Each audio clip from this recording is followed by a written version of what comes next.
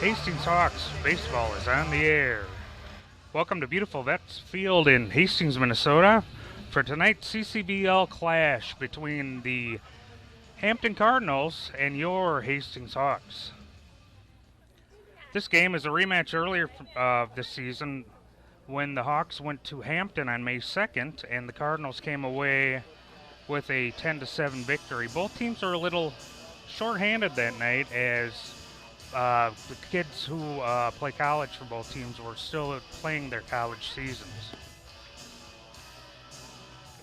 The Hawks' middle of the order has really been a catalyst for the team lately as they've had a couple good showings against some B teams and had a good showing last weekend up in El Rosa at the tournament up there with a big win over New London Spicer 9-1. And they also played against the A team, the Tri-City Sharks, and in defeat probably outplayed the Sharks in a 5-4 win. Middle of the order, Jordan Jeske, Ben Bunshu, and Blake Warner have been leading the way, all hitting well over 300 and kind of keeping the offense going and keeping them in the right direction after a slow start to the season. Also on the mound, Jeske and Zach Nelson both have been stalwarts for the pitching rotation. Joining them of probably the third most innings of the year has been Nick Horsch, who will start on the mound tonight for the Hawks. And it looks like we're getting ready here as Horsch gets on the mound here, and we're ready to go. And Jack Young will step to the plate for the Cardinals. Okay, I'll take strike one. Joining me is the internet voice of the Hawks, Johnny Stacker. Next to him is the voice of Vets Park, Bruce Garnick, on the PA tonight. How's it going, Derek? Going well. How you doing? Not too bad. 2 breaking balls from Nick. He's dropping right in there right off the bat. It's kind of Nick's game is control and getting ahead. There's a line drive right to the shortstop for out number 1. Yep, right at Greeter. Didn't even have to take a step there. So line to 6. I kind of ran out of time on my intro, Johnny, but I was talking about how Bunshu and Jeske and Warner in the middle of the lineup's been red hot lately. Oh, absolutely. It's the lineup, the batting average has shot up from like 214. I was listening to the Northfield game before that to 252 at this point. So it's really heading up there. Nick was ready to throw before the batter was even right in the box, so they hold him up here. Here comes the pitch. That looks like it's down and bounces way up on the screen for ball 1. Almost went over the top of the backstop there. That's true. With our new backstop, that's going to happen. That will not be a problem anymore. We will get that done. That's going to be wonderful. There's a strike from Nick. 1-1 count now. Kind of on the higher outside part of the plate, but gets the call from the ump. We'll have to watch the strike zone tonight. And another strike in there. Nick's ahead 1-2 now. Yeah, it's right on the corner. Good location there.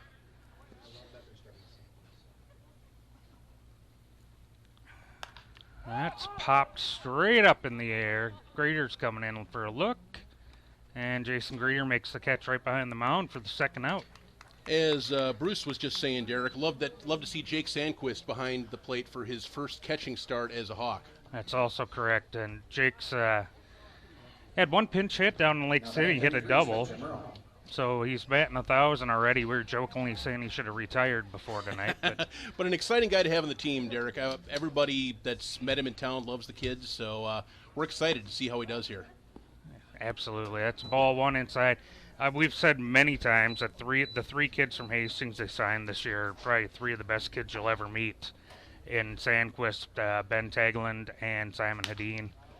That's shot out into right center and will drop in for a base hit. Hawks get it in quickly, hold the runner at first, so a 2-out single for the Cardinals. Now batting 21, Johnny Suckow. And now Johnny Suckow will stand in, the cleanup hitter. Yep, catching tonight for the Cardinals. Cardinals wearing their camo black and white jerseys tonight. Bruce has some comment about him, but I'll leave it alone. Strike 1.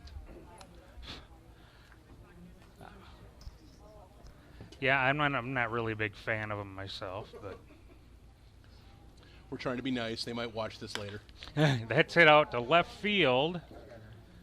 Backing off and makes the play. So Horsch gives up one single, but after half an inning, it's Cardinals nothing, and the Hawks coming up to bat. Yep, just a couple steps back there and put it away easily for out number 3. So good first inning for the Hawks. Should mention that was Jordan Jeske out there making that grab. Yep.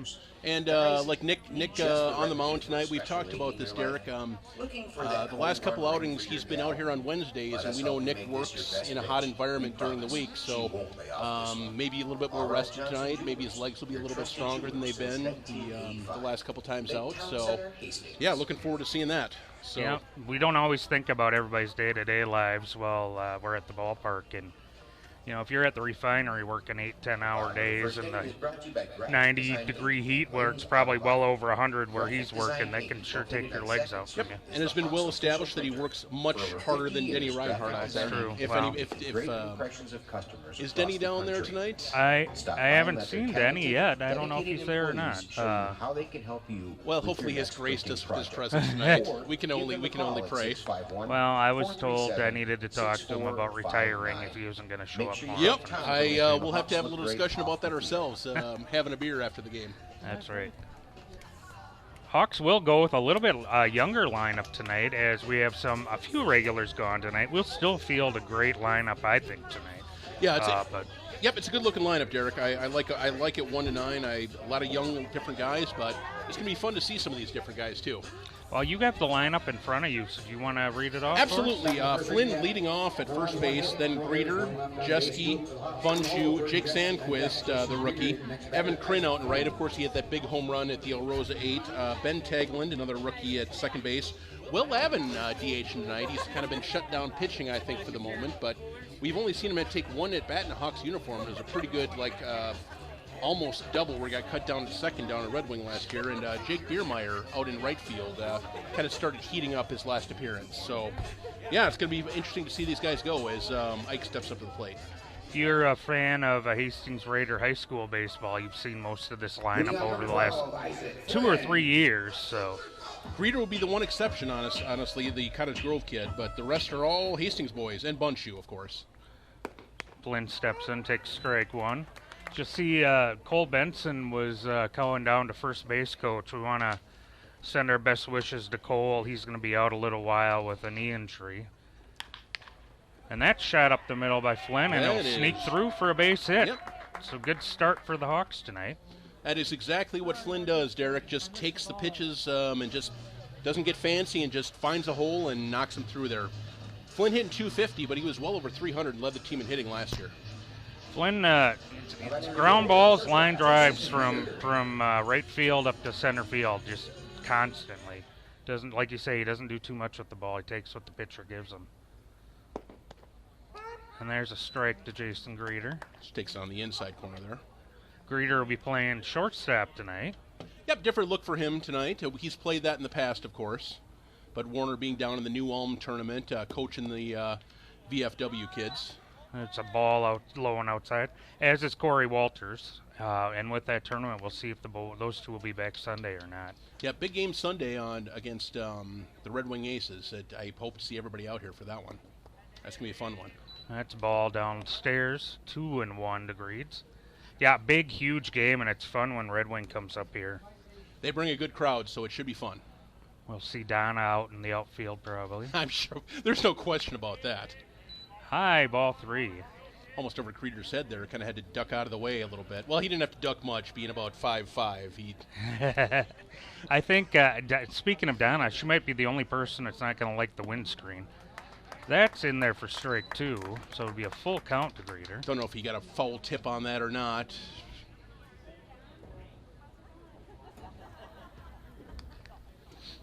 At any rate, full count with nobody out. Flynn at first. And he's off with the pitch, and that's ball 4. Looks like he would have had second base stolen, but it was ball 4 regardless. So we'll have first and second now with nobody up, and the white-hot Jordan Jeske at the plate. Yeah, Derek, Jeske up to 357 on the year. That batting average just keeps shooting up and up and up. I was re-listening to the Northfield game. It was about 263 at that game, so he has really been on a hot streak. Seems like it's 2 hits a game lately for Ski. And that one's outside for strike 1, outside corner. I think Ski, I'm pretty sure he had 2 hits in both the games in the tournament last weekend. I believe you're correct, Derek. Also pitched the second game. That's hit out to short, though. Second for 1, and he beats it to first. Nope, he didn't. Oh, they call him out at first base. I'm down the line a little bit here. I thought he would have made it in there, but it was pretty close, Derek. I thought they might have gotten him on that, so. At any rate, it's a double play. Flynn at third base, and Ben Bunshu steps to the plate, the cleanup hitter, who has also been white hot lately. He takes a strike. Was talking to him before the game. He's played in 13 games this year and has at least 1 RBI in 9 of those 13 games. Nice. He'll hit one to third. Nice play there. And they will throw across to get out of the inning. So the Hawks get a hit and a walk, and leave 1, but do not score. Tough inning there, getting 2 guys on base right away in that double play. I think from where I was sitting, they just got Jeske by half a step over there, Derek, from what I saw. Sure. So, nobody's going to be more disappointed than that by him. So I'm sure he'll be up with a vengeance next inning, looking to avenge that play. Sure, and I didn't see any argument out of anybody either. Nope. So I think you're probably right on the call as well. So scoreless first inning for both teams, 1 hit apiece. Nick Orsh will come back out here for the second inning. Like you said, Jake Sandquist behind the plate tonight. Isaac Flynn over at first. Got the youngster Ben Tagland at second base tonight. Greeter over at shortstop. The veteran Bunshu at third. And we have Jeske in left. And we have Biermeyer in center field tonight. And in right field, Evan Kryn. And as Johnny had said earlier, just smashed a huge home run up in El Rosa over the weekend. Oh, that was an absolute bomb, Derek. It was out of there. They have a big tree background behind their wall, outfield wall, and it was just way over everything. He just mashed that ball. And that was against New London Spicer. And also that night we had 2 more home runs as Ben Bunshu and Patrick Ruff both went out of the park that evening, and it was a fun night for the Hawks and a 9-1 win over the Twins, who had won the tournament the year before. So we got number 14, Selchow, stepping up. Thank you, Johnny. That's in there for a strike. Typical Nick there, starting him off with something slow and getting ahead in the count. Kind of his game, Derek. Yeah, he's a crafty guy. There's another one shot out to right. Kryn backing off, and it's just over his head. It's going to be extra bases. This might be 3 bases. Throw in, not in time. Nice relay there. The Hawks made an interesting play, but the Cardinals are safe with a leadoff triple. So that just rolled the gap in right center, Derek. Just well struck to pretty much the right location, right between Kryn and Biermeyer out there in center, and just kind of rolled the wall. Nice hit. This is out to short. Greeter has it. Fires to first, but the Cardinals will come in to score the first run of the game. Take a 1-0 lead here in the second inning. But the Hawks do get the out, so there'll be 1 out. Now batting second baseman number 7, Jordan Crooked. Yep, right play by Greeter there. Just get that first out. There was nothing else he could have done there. So good play across. You have to, try to stay out of the big inning here, and if you give up 1 in the second inning, the game is not lost. So 1-0 count here. And the pitch, just a bit inside for ball 2.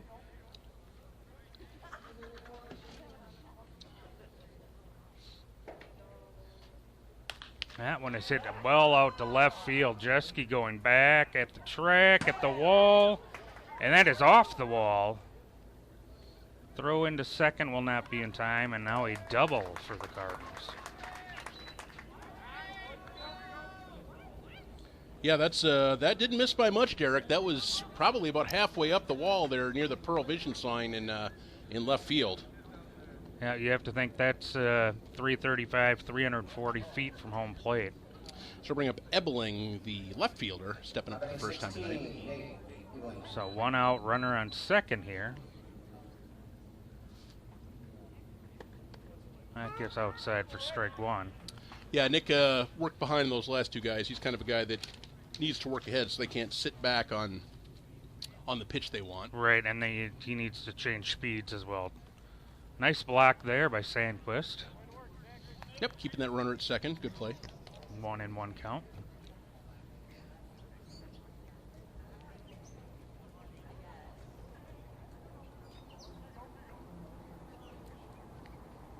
And a long wait. Nick looks at the runner and looks like it's just inside again. 2-1.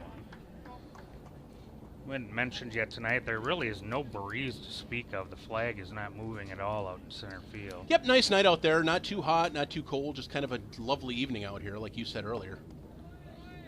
I believe Bruce mentioned it was 81 degrees at first pitch. Just a little bit outside on that one, ball 3. So Nick working behind a little bit here. Fires inside for ball 4. Just a bit inside there. Didn't miss by too much. Maybe a couple inches. It definitely was not in the batter's box by any means, so it was close. So it'll bring up Nelson, the 9 hitter, playing third base tonight. 2 on, 1 out. Oh, Bruce is just telling me somebody needs to go hit the lights, so. And that shot out into left center. And that's down for a hit into the wall. Yeah, one runner is in, and there'll be runners checking in at second and third, and it's a 2-0. Yep, diving attempt by Biermeyer in center field there, but couldn't quite come up with it as Nelson with the RBI double. So 3 pretty well struck balls here in the inning for the Cardinals, and with 1 out, they have 2 runs in, runners on second and third. Young, turning it over to Young, top of the order. So they're already back to the top of the lineup here.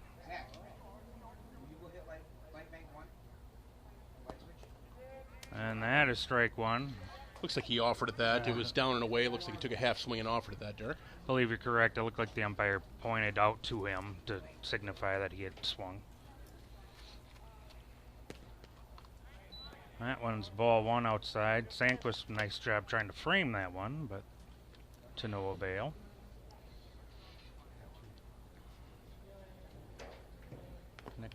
Oh, and that was fouled down in the dirt. Yep, foul tip there, just right in the dirt, strike 2. So now he is ahead 1-2, and hopefully he can get this batter out here. Yep, still in danger. Second and third, only 1 out here. Big pitch here. That's strike 3 called. Rings him up.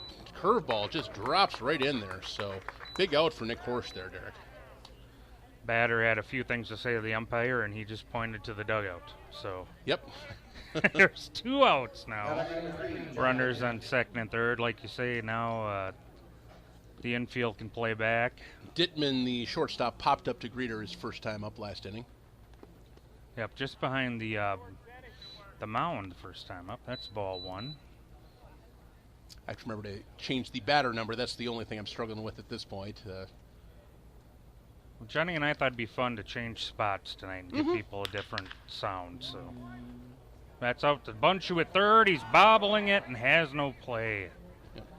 That's yep. That'll be an error on third baseman Ben Bunchu, allowing the Cardinals to score their 3rd run of the inning. So with 2 outs, will be runners on first and third.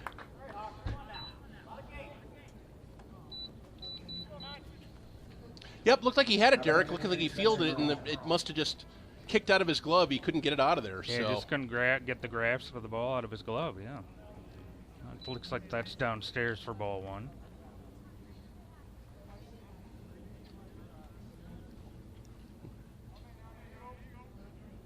Mm-hmm. Oh, yep. And he'll throw. Nick throws over to first. The runner's back in time. So tonight I am doing most of the talking, and Johnny will be doing the scoreboard and giving the insight for us. Yep, doing the best I can over here. There's a swing Foul and tip. a foul. Yep, foul tip in the... Runner from first was running with the pitch, but on the foul back, he'll have to go back to first. Must have been a hit and run, most likely. So 1-1, the count here, and Nick looks in for the sign. Spencer Merle singled his first time up. That's in there for strike 2. Yep, that curveball just dropped it right in a good spot in the outside corner. That's kind of the pitch Nick needs to be throwing if he wants to be successful, just working that outside corner with that curveball. He's been getting the outside corner calls and not the inside corner so far. That's downstairs. First base was occupied, so it shouldn't matter, but he'll throw down anyway. And the Hawks get out of the inning, but the Cardinals do plate 3 runs to take a 3-0 lead here in the middle of the second inning. Yep, 3 runs. Looks like a triple-double. Yeah, triple-double-double. So 3 hits there. 3 runs on 3 hits. 1 error and a couple, let's see, 2 men left on base.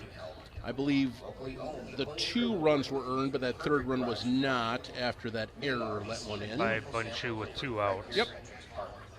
But unfortunately for the Hawks, there were 3 well-struck extra base hits in the inning. Yep, they kind of set back, and Nick might have left a couple balls over the plate that they timed up and got a chance to drive there. So that's the when you got an older guy that doesn't have quite the arm as some of these youngsters, you got to be stay out of the middle of the plate, and when they sit back on those, got to be on with that pinpoint control. Nick's got a win this year. His ERA shot up with his last performance up to 5.65 after giving up a bunch of runs, and I believe that was the 3.65 game where he came in and gave up a bunch of runs there, Derek.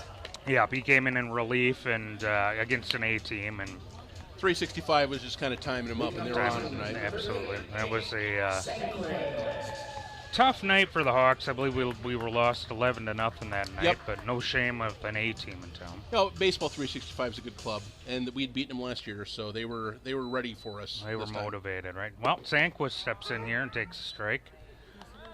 His second Hawks at bat, first home at bat for Jake. Doubled down in Lake City. That's hit. Skies it up to shortstop. Still waiting for it to come down. He makes the play for 1 out. Yep, had to wait a while for that one, but came down to the shortstop eventually. So Evan Crin will come up now, and he showed some of his power up in El Rosso. Oh yeah, that bomb. If you weren't listening to that game, Evan hit a bomb out to left center field that would have been out of this place as well. Yep, no question. That was a no-doubter. As soon as he hit it, there were some oohs and ahs from the crowd that night. That's in there for strike 1. Nice to see Evan getting some at-bats. And with the at-bats and not only the home run, I think he had a 3-hit game up there as well. So there's another strike called. Yep, Faring working ahead there. Pounding the strike zone here, been given a lead and doing what you want to do, just kind of attacking that zone. That's upstairs, ball 1. Good hold off on that pitch from Evan. In his past, that would be one that he may have swung at. Yeah, lately, early in the year when he was struggling, that's something they might have gotten him on. But. Yep. And they call strike 3, and it doesn't look like either team's too happy with the strike zone here early on. Looked like a breaking ball that was in the inside-ish part of the plate.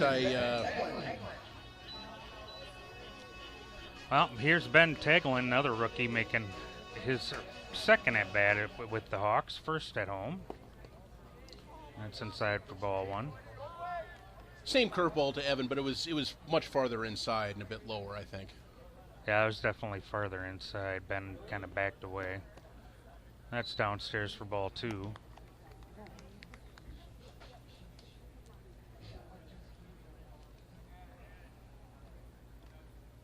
Upstairs, 3-0 now to Ben.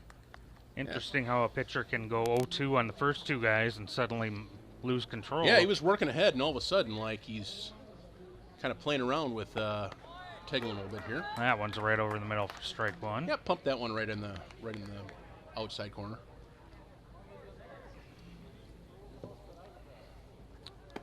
That's outside, ball 4. So Teglin reaches for the first time in his Young Hawks career after going 0-1, 0 for 1 down in Lake City. Young legs at first, and Will Lavin will come up to Lavin DHing tonight instead of pitching, so he'll get to swing the bat. Interesting to see Welvin with the stick tonight. We've only seen him bat one time in a Hawks uniform, and he got a base hit. So there's a big cut and a miss. Yeah, big cut there for Will. I don't know how much Will swung the bat in the last year, but as you said, he hit a line drive shot down there in Red Wing. That one's chopped out to shortstop. Throw to second, and they retire the Hawks. So after 2 innings of play, the Cardinals 3 and the Hawks 0. It's a nice little easy fielder's choice there. Just a little chopper out to the shortstop, little underhand pitch to put away Teglin and retire the side. So no runs, no hits, no errors, 1 left on base for the Hawks. As if you're new to the league, we have B teams and C teams in our league. So even though we all play in the same league, for playoff positioning, these 2 teams, the game is not as important because Hampton's a B team, Hastings is a C team. Right, a much bigger game on Sunday, Derek, when Red Wing comes to town. Much bigger game the 2 C games, the 2 C teams. Of course, the Hawks have taken down 3 B teams this year, so I mean they want to win these games. Don't get me wrong. You know, I think that's like it's been a big part of their development, seeing them really play well against these B teams and get a couple W's. They haven't beaten a B team since I've been here, and they've taken down Measville, Rochester, and Northfield.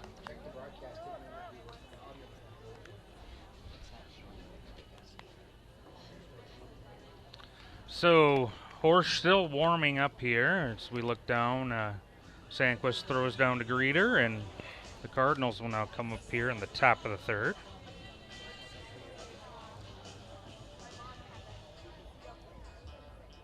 Sandquist is a talker back there behind the plate, and he's having a long conversation with the umpire. Come out to the game, it's kind of funny to watch him bat. He's talking to everybody the whole time. So Nicklick's in here to start the 3rd. First pitch is over for strike 1.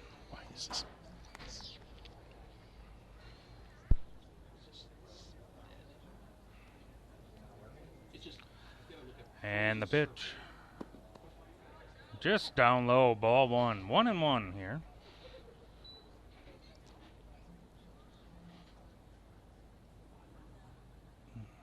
Delivery is hit high and out to left field. Jeske running into foul territory, and that is over the fence and into Alligator Alley.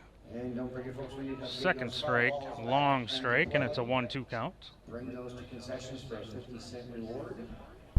Sorry if anybody that was listening to the internet broadcast. For some reason, it decided to freeze up and lock up on us. So let me know if you're still hearing us on the internet non-HCTV broadcast.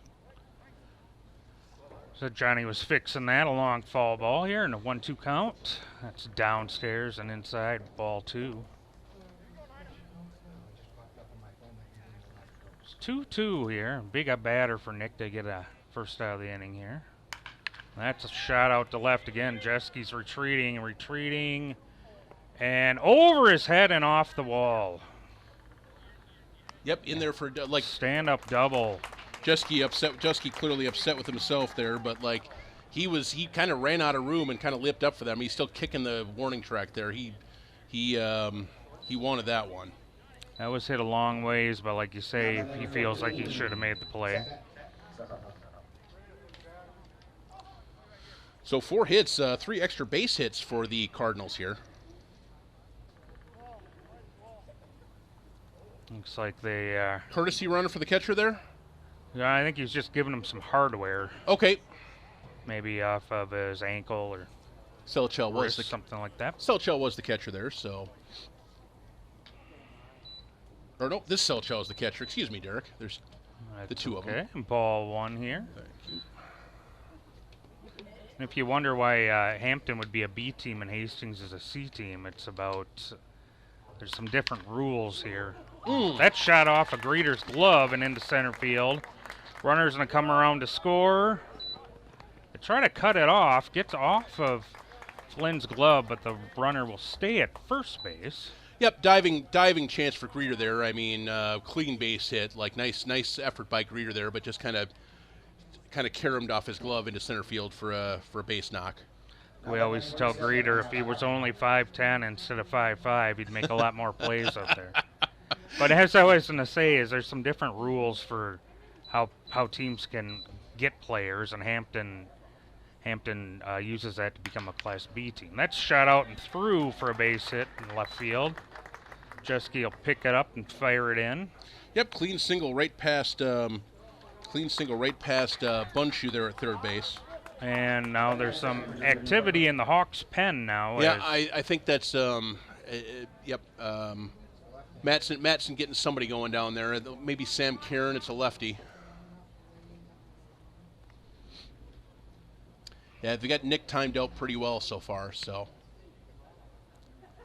runners on first and second. That shoots away from Sandquist, and that may get to the dugout. 31. So runners on second and third now. 31 is one. And Samuel Kieran, as you can see there, is down in the bullpen, warming up for the Hawks. Yep, wild pitch. Wild pitch. It will advance both the batters to second and third, respectively. So Hampton, the feeder school for Hampton is usually East View in Apple Valley, not to be confused with East Ridge and Woodbury, which is kind of a feeder school for Meesville. Which I always do. Oh. Well, that's shot out. Ben knocks it down, but I think that's another error on the Hawks' third baseman, unfortunately. Yep. It was a hard shot, but it just kind of like he took a step over and it caromed right off his glove. So 5-0 lead for Hampton now, and still nobody out in the top of the third inning. Runners on the corners as well. That's down low, ball two. Sean's out on the warning track here, so. Yeah, I think Kieran's getting ready as fast as he can here. That's over to first. He's back in time. I think Nick knows what's going on here as well, so, throwing over to first base gives Kieran another 1 or 2 pitches he can fire in there and get ready. That's shot out to left, and that's going to be down for another base hit. Make the score 6-0 Cardinals, excuse me. Yep, solid single there. And here comes Matson. He's going to call time, and he's looking down, and it looks like he's going to make the move to Kieran right here. So another rough outing for Nick, but yeah, they just had him timed up here tonight, Derek. They just kind of like they were just kind of teeing up, sitting back and like teeing off on him a little bit. So. Yeah, very similar to the outing against Baseball 365, where the ball maybe was hung up a little too often or not, but all the batters were able to sit back, and lots of extra base hits. So Samuel Kieran will come in for, I believe, the 3rd time this year on the mound. Another youngster he's from Inver Grove.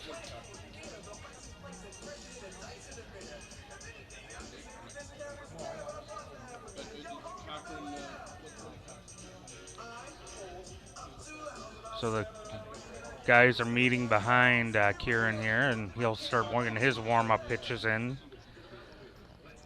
to Sandquist. He'll come in with nobody out here in the 3rd inning, 6-0 Cardinals.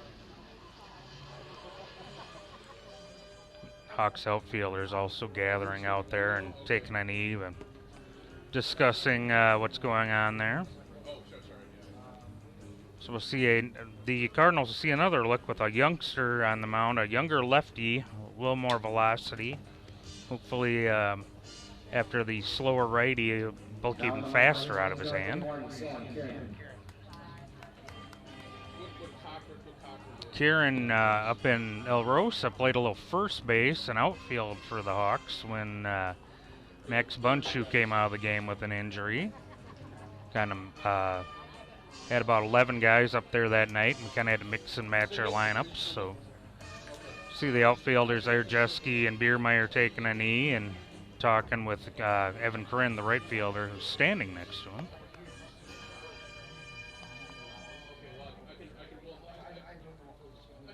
So he's still warming up.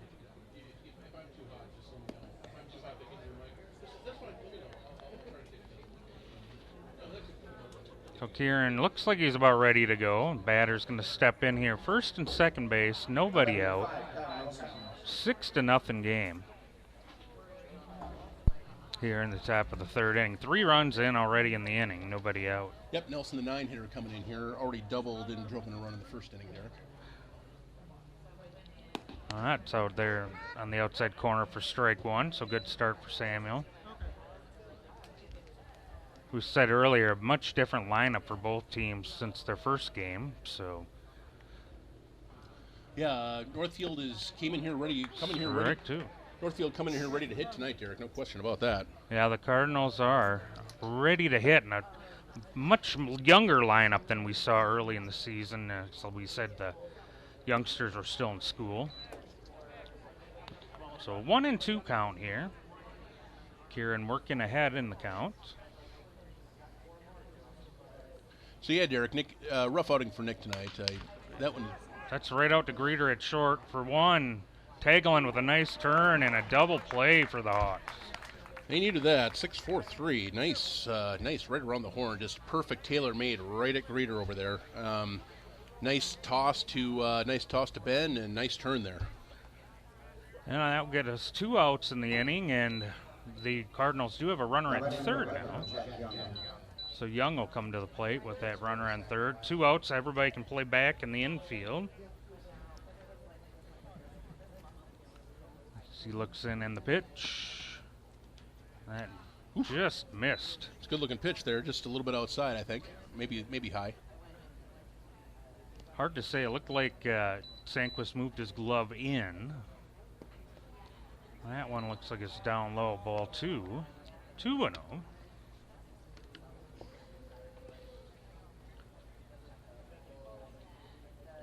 Kieran looks in for the sign and delivers. And that's right up the middle for a base hit. That'll get the Cardinals' 7th run in. Strong RBI single there, driving into Crook. And that will close the book on Nick for the evening. Yep, 7 runs on 7 runs on 7 hits, I believe. So yeah, tough 2+ innings. Rough night for Nick tonight. Rough night for Nick.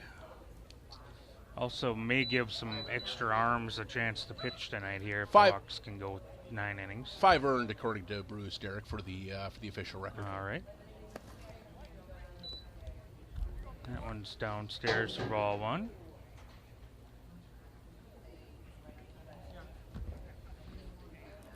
Now, the first time these teams met, Hampton also jumped out to a huge lead, and the Hawks fought their way back.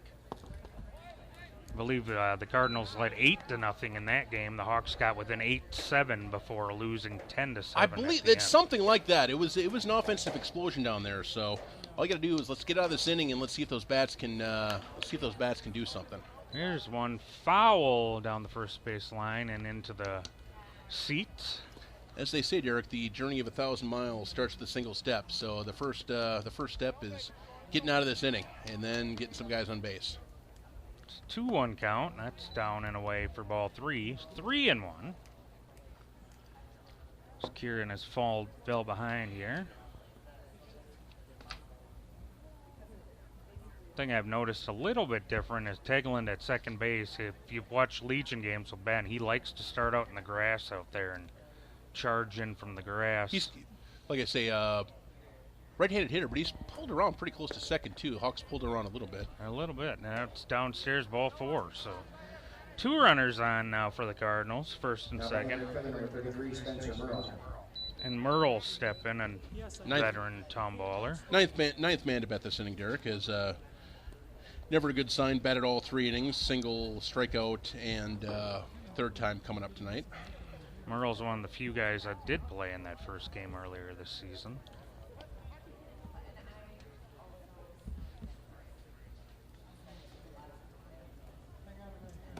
Pitch there is called strike 1. That's a good pitch in the outside corner.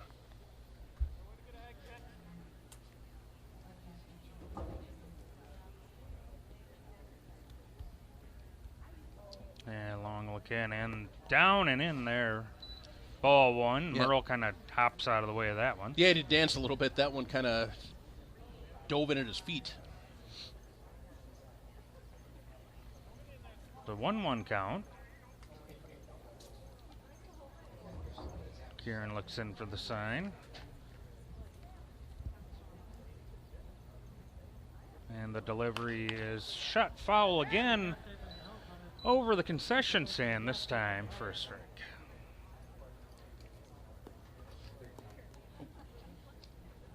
Oh, what is it? Thank you, dear. Thank you, Bruce. So 1-2 count now. Kieran 1 pitch away from getting out of this. That's it out to left, or to right field, excuse me, that's down.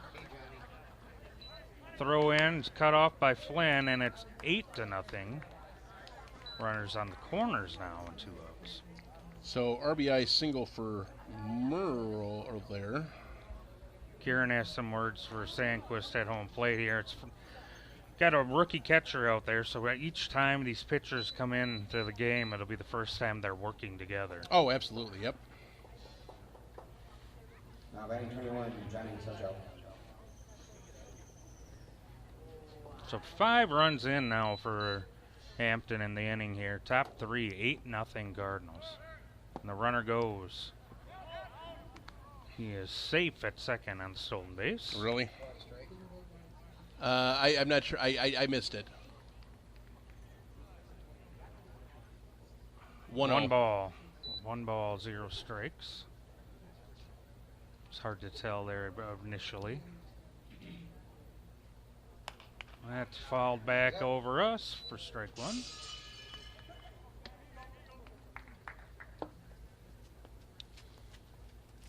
So we'll see if the Hawks can come back like they did down in Hampton to make a game of it. Like I say, you got to get the first step is to get this third out and get out of this inning. That hopefully will be it. That's high and behind first base. Flynn It's a tough play. did not get it, but they do call that a foul ball. Yep, I think it landed foul. He was kind of with his back to the infield there, making a play. I'm not particularly inclined to give him an error on that one. It was a tough-looking play. Well, His back to the I infield. think that's another one of those where the guys think they should have probably made the play, but it's not an error by any means. I agree. But it does give the Cardinals new life with a 1-2 count now, 2 outs. 2 men in scoring position still. And Kieran's pitch is in there for strike 3 looking. So, there we go. So 5 more runs for the Cardinals in the top of the third, and Hampton now out to an 8-0 lead. Yep, mercifully that inning is over. That was a tough one. That's just they kind of teed off on us a little bit there, and just nothing really much to be done by the players there. They were just timing everything up and really just kind of lashing some balls all over the place. So, yeah. Starter struggled a little bit, and then you bring in a guy who's making his 3rd appearance. Yep.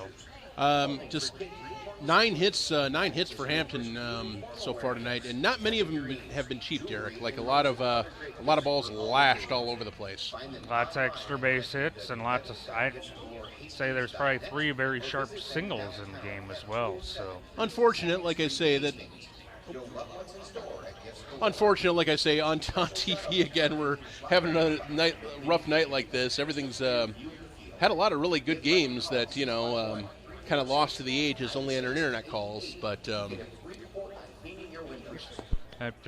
Hawks are 6-9 on the year, 4-5 in CCBL play, and actually Hampton is only 3-5 in conference play. So They have jumped out again to the 8-0 lead, but as I will remind our viewers and listeners that they also jumped out to a large lead down in Hampton earlier this season, and the Hawks battled back, like I said, within 1 run, and then Hampton ended up prevailing later on 10-7 back on May 2nd.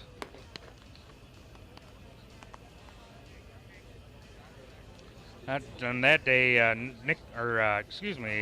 Rick Wagner started, gave up 8 runs in 3 innings, and then Doug Norneden came in and pitched 5 nice innings. Doug gave up just 2 runs to keep the team in it. We ended up losing 10-7. Evan Krinn was the leading hitter on the day of that night, or that day with 2 hits, as Flynn steps in and fouls one off for strike 1. Or Biermeyer, excuse me. Biermeyer fouls that one off. Yep. Looking at Flynn in the on-deck circle. Unfortunately, we're not all the way through the lineup, Derek. Down 8 runs, and we haven't batted around in the game yet. That's not necessarily what you want to see. That's popped up behind second. Second baseman's out there to make the play. So, yep. Biermeyer had his bats had been heating up here a little bit. See if he can get it going on his next at bat. Yep, couple nice hits down in Northfield there, in that Northfield game. So Flynn, who started off the game for the Hawks with a hit, and we haven't had another one since. Big cut and a miss there, strike 1. Yeah, started up promising with a hit and a walk to lead off the game, and then that hit a 0-0 ball game at that point. And that double play everything turned against us after that. He shoots this one out right to the second baseman, though, for the second out of the 3rd inning. And yep, sharply hit, but right at second. Well, bring up Greeter. As I was saying while you're off the air, I looked back at the first meeting, and Rick gave up 8 runs in 3 innings. Yep. So at the same point, we were down 8-0 in that game as well, before we battled back, losing 10-7. See if Greeds can get us going. That's upstairs, ball 1. Jeske and Bunshu on the deck and in the hole here. Definitely put a crooked number up if we can get Greeter on base. 2-0.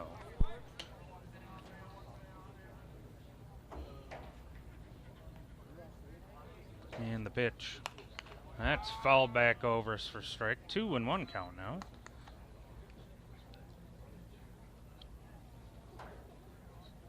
Greeter's done a nice job making contact all season. Hasn't struck out much. See if he can make some contact here. We'll take that one for strike 2. 2-2 count now. 2 outs. Yeah, Greeter been patient at the plate. Hasn't struck out a lot this year, Derek. Yep.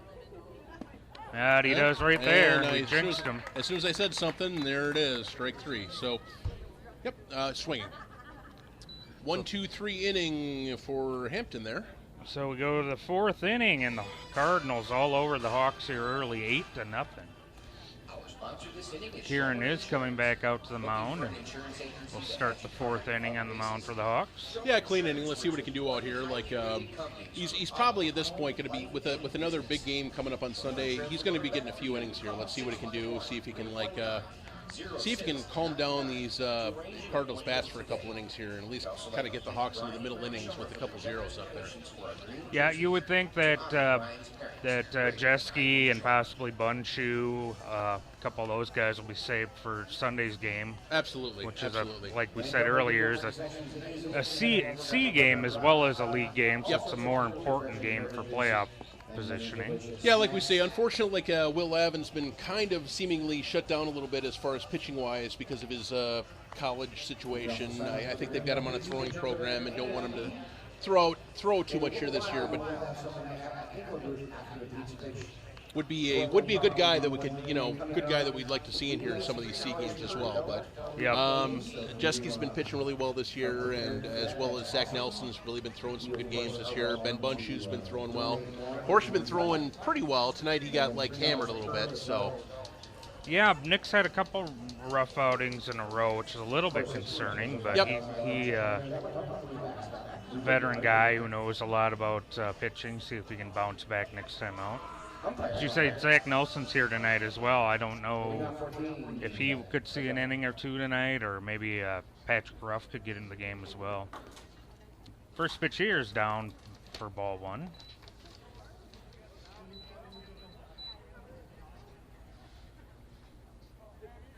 Sam looks in here for the sign.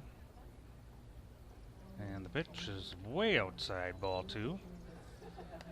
So 2-0 count. So have the Sandquist come out and go over some signs with him. And as we said too, tonight they're giving Noah Paulseth a night off behind the plate here, and it's allowing Sandquist to get some at-bats and some experience behind the plate. But it also means it's the first time he's working with any of these pitchers, so it's going to be a learning process for everyone there. The meeting's over, and the pitch is high and outside. 3-0 now.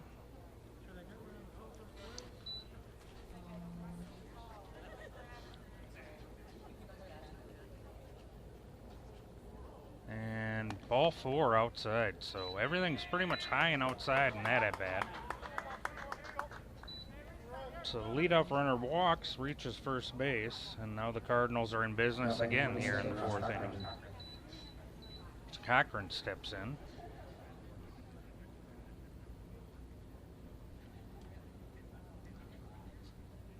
Middle infield will play back, double play depth. And the pitch. That one is just a bit high, ball one. 1-0 count. Bunshu playing his normal depth over at third. Flynn holding the runner on at first base. Hawks slightly shifted over to left field for the right-handed hitter. That's downstairs, ball two. So 6 straight balls here to start the inning.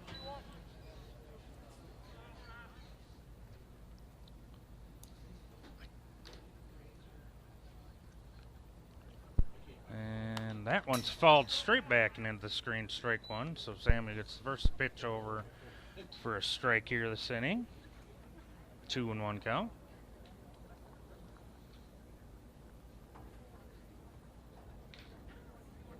See some other guys in the dugout over there. Drew Davis is now in the dugout as well tonight.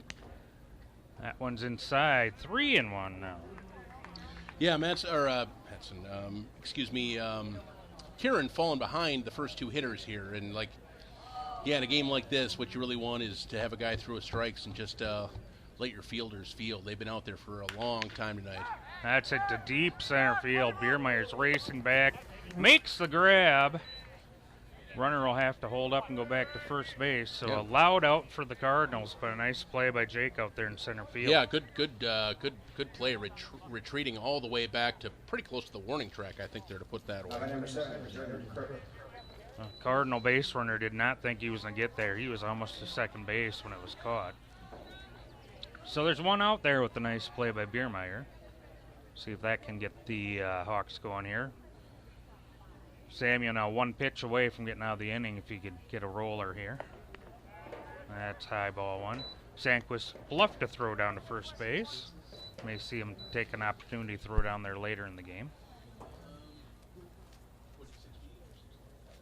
And that's also high, 2-0.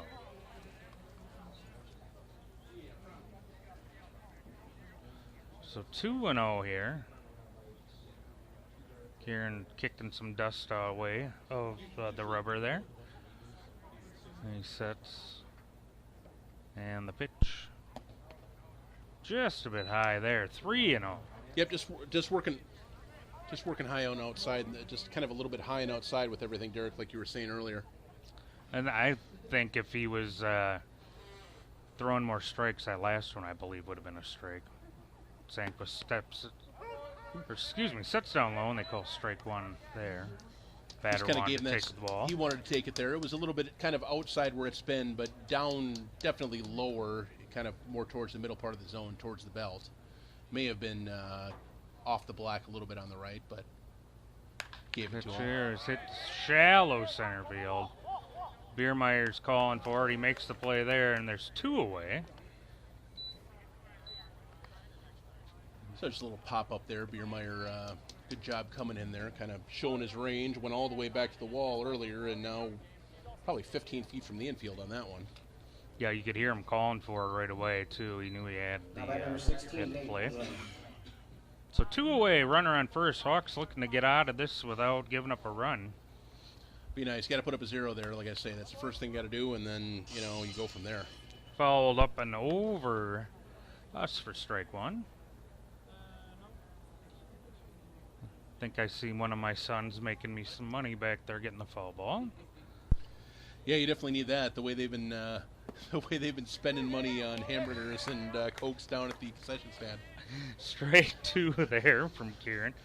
Yeah, you know, when you go and try to make some money for the Hawks and you end up paying them, well, it seems like you're paying 10% every time.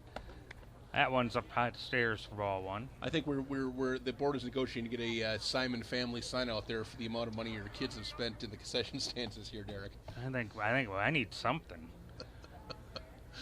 That one's down and in, ball 2. Up in the county can afford to try to get him to chase on a couple of these pitches. They try to go upstairs and then try to go down and in that time. Yep, Karen finally get ahead in a little bit that he can kind of mess around a little bit as he fouls that one, hits the top of us there for foul ball. So it's 2-2 still. Runner on first, 2 outs. Kieran trying to put up the first 0 for the Hawks here in 3 innings. That's upstairs, full count now. Hawks did not give up inning in the first, but 3 in the second and 5 in the third have given the Cardinals a big 8-0 lead here early. Trying to just get out of this 4th inning here with no damage is Kieran. And the runner goes, swing, and a miss, strike 3. So Kieran does his job there, gets us out of this 4th inning with no more damage and getting the Hawks to bat again. So middle of 4, Cardinals still lead the Hawks 8-0. Yeah, tough outing for everybody all around so far. Let's see if 3, 4, 5 coming up for the Hawks. See if they can get something going on the board here. Yeah, not only have we given up the 8 runs and 9 hits, but like you also say there's no runs, 1 hit, and 2 errors for the Hawks as well. Yep. Oh, did I, you know what? I think I put that second error in the wrong place, so I'm going to fix that. Because edit.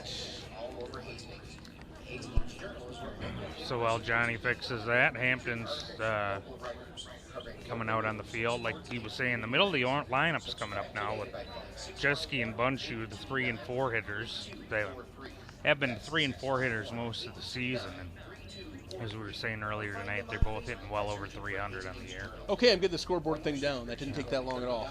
Okay, you guys always make fun of me when I don't talk a lot and I'm busy over there. It's more work than you think. No, it's a full-time job, absolutely. And then you have Bruce in your ear and you're having 2 conversations at once and trying to hear another conversation. Trust me, I'm learning how the other half lives tonight, buddy.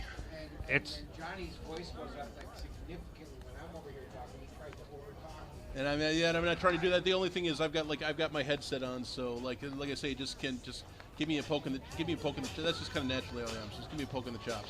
that I'm over here in the corner stirring the pot tonight because I'm not. It's hard when there's 3 of you and you're in the middle and you hear everybody talking around you and you're trying to talk and Bruce stays quiet over there. Well, I don't know about that. I think that's a dubious claim by our board president over here, Derek. Well, as we're done with our board banter here in between innings, Jeske will step in here now.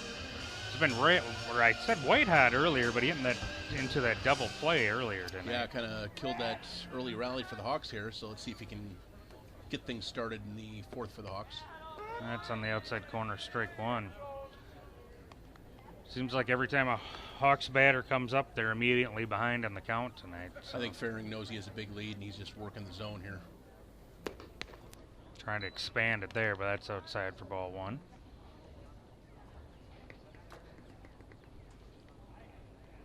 And the pitch. That's up to the stairs, ball 2, 2-1. Yeah, breaking ball just kind of hung high and outside to the lefty Jeske. That one is called strike 2. Same spot as that last one, maybe a titch off the plate, but much lower in the zone, kind of like on the thigh. 2-2. Jeske hits one out over the second baseman's head for a base hit. So the first hit of the game for the Hawks since the first inning. Yep. Leadoff runner on base, and that'll bring up Ben Bunchu. Yeah, leaping stab by the second baseman there. Nice effort, but just a tick above his glove. Bunchu also hit a home run up in El Rosa that still may have not landed. Oh, yeah, Shu had a bomb as well. That's right in there for strike one. A lot of fun out there. Anybody that's thinking about making that trip next year, I would certainly recommend it. Everybody had a good time up there. And in there, that's fouled back for strike two. Yeah, any road trip we go on, especially a tournament, is a lot of fun. And, you know, it's a way to get to know the guys better and hang out with them. And a lot of great fields in the CCVL as well. I mean, Red Wing, we're going down there later this season. Great field down there. Of course, Cannon, great field down there. Fall back there as well, 0-2. Meesville, I guess, is okay. Yeah, it's overrated, but it's nice. El Rosa is very much like a Meesville vibe, too. Jeske going, and Bunchu hits that one a mile foul. I don't think we're going to get that ball back. Yep, nobody's going to get 50 cents on that one. That is way into the woods.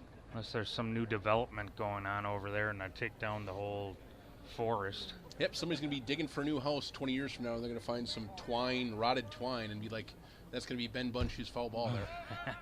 Ski goes again. That's upstairs, but he's in there safe for stolen base. I believe that's his third of the year, which would lead the team. I will double check that for you, Derek. I believe you are correct, and yes, you are. Blake Warner also with 2, as well as Jake Biermeyer. So 1-2 count now to Bunchu. That's outside, 2-2. So Bunchu has held off a couple pitches here, and 2-2 count now. That's shot foul again down towards Alligator Alley. Yeah, Bunchu getting some good one on it, but just not quite getting it timed up correctly. Yeah, it just needs to hold back a split second longer, and he'll have a missile out to left field. That's downstairs. Full count now to Bunchu. A good at bat here. Might be down 8-0, but Jeske and Bunchu putting together back-to-back good at bats. Yeah, Bunchu taking a lot of pitches here and working the count really well. Now talking to the umpire, got making some kind of motion I can't quite pick up on what he's saying. Full count pitch way outside ball 4. So runners on first and second with nobody out, and the youngster Sandquist comes up to the plate. The Sandman was hitting 1,000 with a 2,000 slugging percentage coming into this game. Popped out in the second to decrease that a little bit, but looks like Hank's going to come in here and pinch run for Shu.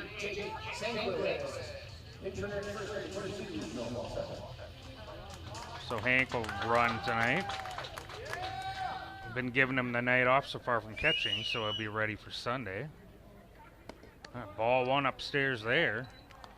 So 1-0 count with runners on first and second. Hawks trying to claw back into this game. That's in there for strike. So 1-1. So Hawks again with a couple batters on with nobody out here trying to get something going in this game. Foul off the end there for strike 2, so Sandquist falls behind 1-2. But strength of Jake's game is at the plate. He's a solid catcher, but he is a very, very solid hitter. I know that Mattson and the team are very excited to get his stick in the lineup, see what he can do. So 1-2 count here. That's fouled straight back to the net. Yeah, it was screen. Yep, he had that timed up pretty well. That was like right back into the kind of overhang part of the screen there.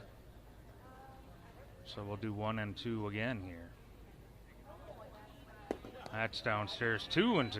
Good take there by Sandquist. Yeah, 3 good at bats here in a row for the Hawks here to start off the 4th inning. Yep, just got to pretend it's 0-0 and just get up there and try to do something.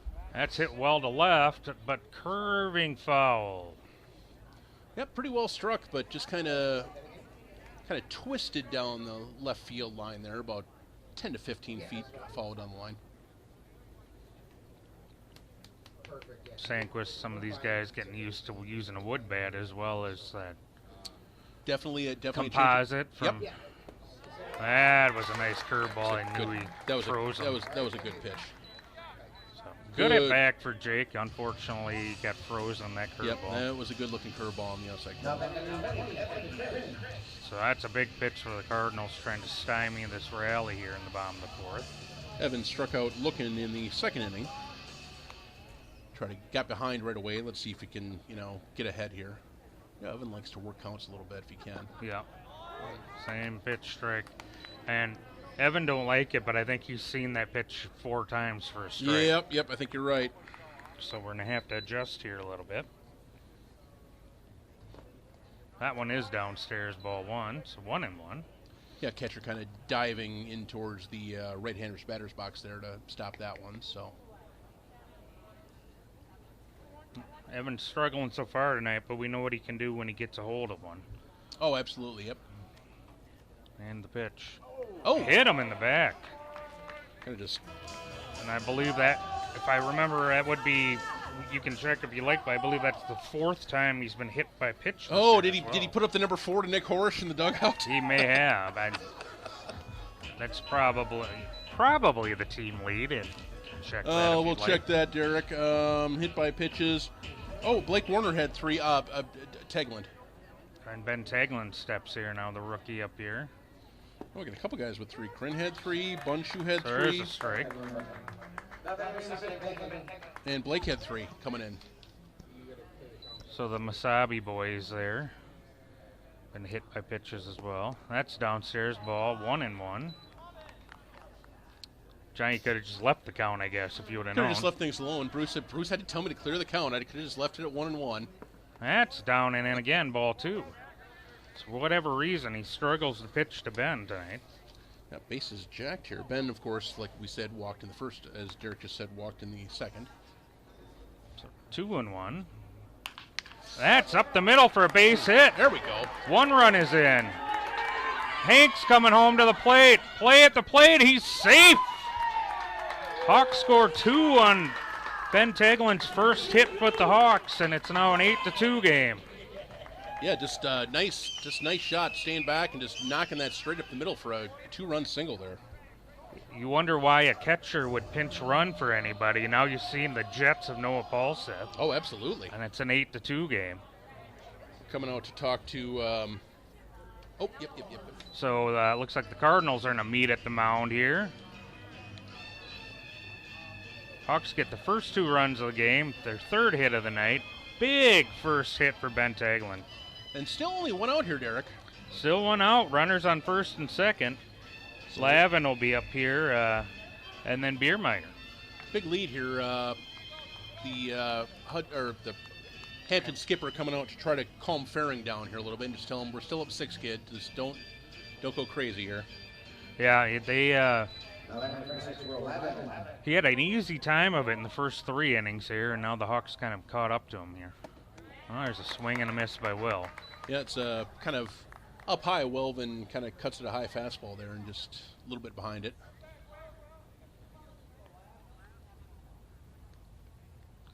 Pitch here is hit high, but I believe it's going to reach out of play down into Bull Sneak Boulevard, I believe that part of the field is called. Third baseman over for a hard look there, but it was quite a ways over the fence.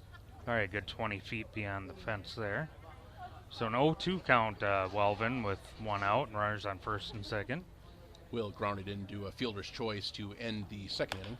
This one's hit out to shallow right. Second baseman is back to make the play. Both runners will retreat in time, though. So 2 outs. Biermeyer will come up with 2 outs, 2 on here. Hawks down 8-2, bottom 4.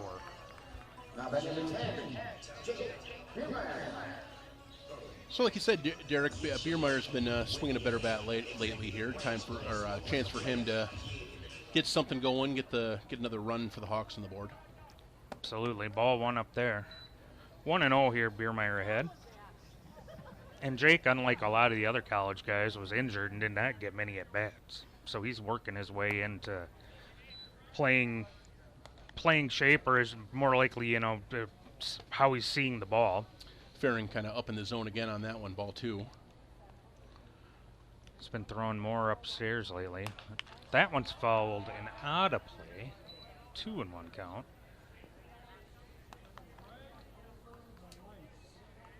A lot of higher pitches here for Farron. I don't know if he's be tiring at all or not, but Hasn't thrown a lot in the first 3 innings, but of course we don't know how he usually works. yep.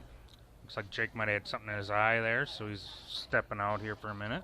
Fixing a contact lens, perhaps. That possibly could be as well. 2-1 here. 2 outs, 2 on for Jake Biermeyer. And that one almost hit him. 3-1. Yeah, it's a kind of a curveball there, just way inside. Jake just kind of sneaking out of the way of. So 3-1 here. Jake will be looking for 1 pitch in 1 spot. And that's in for a strike on the outside. So full count, 2 outs. Runners will be moving on the play. Corinne over at second. Ben Tagland over at first base. And they go. Biermeyer fouls that one off and back out of play. Keeps the count full. Try it one more time. Just fought that one off. Either he knew it was a strike or he wasn't sure. It's too close to take regardless. Yeah, it was kind of that outside part of the plate that's beginning called, so like I think a good swing to flick that off by Flynn there. And that one is Yep. called strike 3 inside, and Biermeyer did not like that one. It looked pretty well in the inside corner where things have been called, Derek. So it's it's a good pitch. I think a good pitch in a good spot there for out number 3. Yeah, I agree with you. I thought that one was actually in there for a strike. So, but the Hawks do get 2 runs, and after 4, it's Cardinals 8, Hawks 2. So the Hawks claw back with a few runs here, and Yep. like we've said a few times tonight, they fell behind 8-0 in Hampton, but got back to with an 8-7 game. Yeah, leave So- a couple guys on base there, but put up a couple runs to at least start the long journey back here. Yep, now we're going to need Kieran to find a way to get a couple more zeros on the board. That is that is priority number 1 here. Did a good job last inning. Got after the leadoff walk, retired the next 3 men. And well, we got a minute here, Johnny. I forgot to mention this earlier tonight, but it's Jade Paulson's birthday. Oh, happy birthday! Which is of course our regular catcher Noah's father, and you know Noah's nickname's Hank, so the boys have taken to calling Jade Hank Sr. at the park. So Bruce is going to play happy birthday for Jade at some point this game. Bruce is going to do that at some point. we may have to have a 7th inning happy birthday song or something going on out there. I don't know.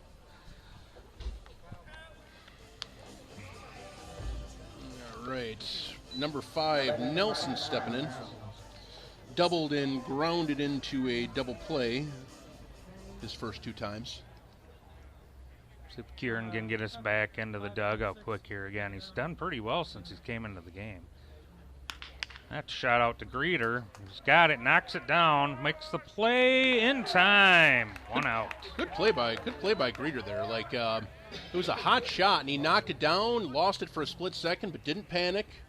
Picked it up and made a solid throw right to the glove over at first base. So good play. We got a change in the field as well, Johnny. We got Noah Paulseth in at third base. Ben Bunshu was out of the game. Oh, Noah playing third. Okay. So Noah did play a fair amount of third in college this year. So that's downstairs for a ball. The little younger legs over there. Let Ben have a partial night off. Get ready And a for little Sunday. treat for Noah not having to get beat up like crazy behind the plate for a game. Sure, that's outside ball too. Look how much younger Cole Benson looked at playing third than he did catching. He certainly did. He certainly did. That's tapped out again to Greeter. And pulls the first baseman off the bag for an error. That's like he fielded it pretty well on the hop, just threw a little bit high and pulled Flynn off a little bit. If you talk to Greeds, he will tell you he struggles with the throwing. The fielding, his glove, his footwork, and everything is pretty good. Yep. It's not Struggling with the throws. wasn't a wasn't a bad throw. If Flynn was about like an inch and a half taller there, I think he would have had that one. But, you know, you got no choice but to give an error on the play to Greeter there. Third error of the night for the Hawks. That's fouled off for a strike, so 0-1 count here.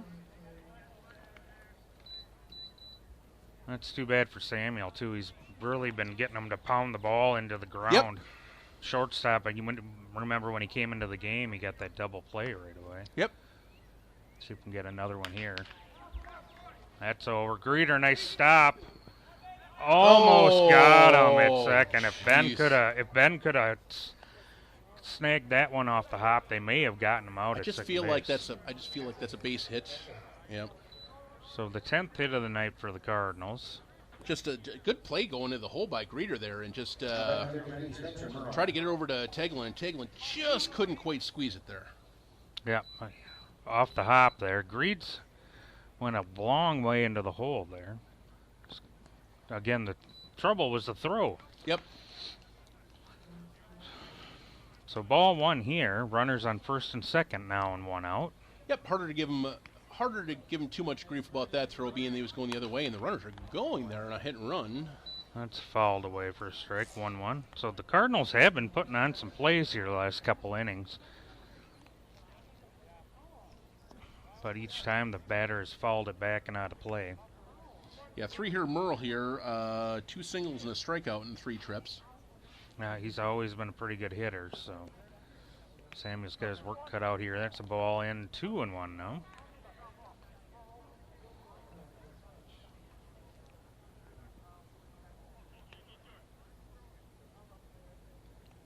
Samuel looks for the sign and delivers. Nope, he's going to look back at the runner and step off. Step off. They're kind of putting a play on at second base there, trying to keep that runner a step closer maybe. Yeah, especially after that hit and run we just saw. See if they had something going there, get somebody to leave early. And the pitch here is grounded to third. Paulseth, it's off Paulseth's chest. And unfortunately, that will allow everyone to reach here, and it'll be at the 4th error of the night. On 5.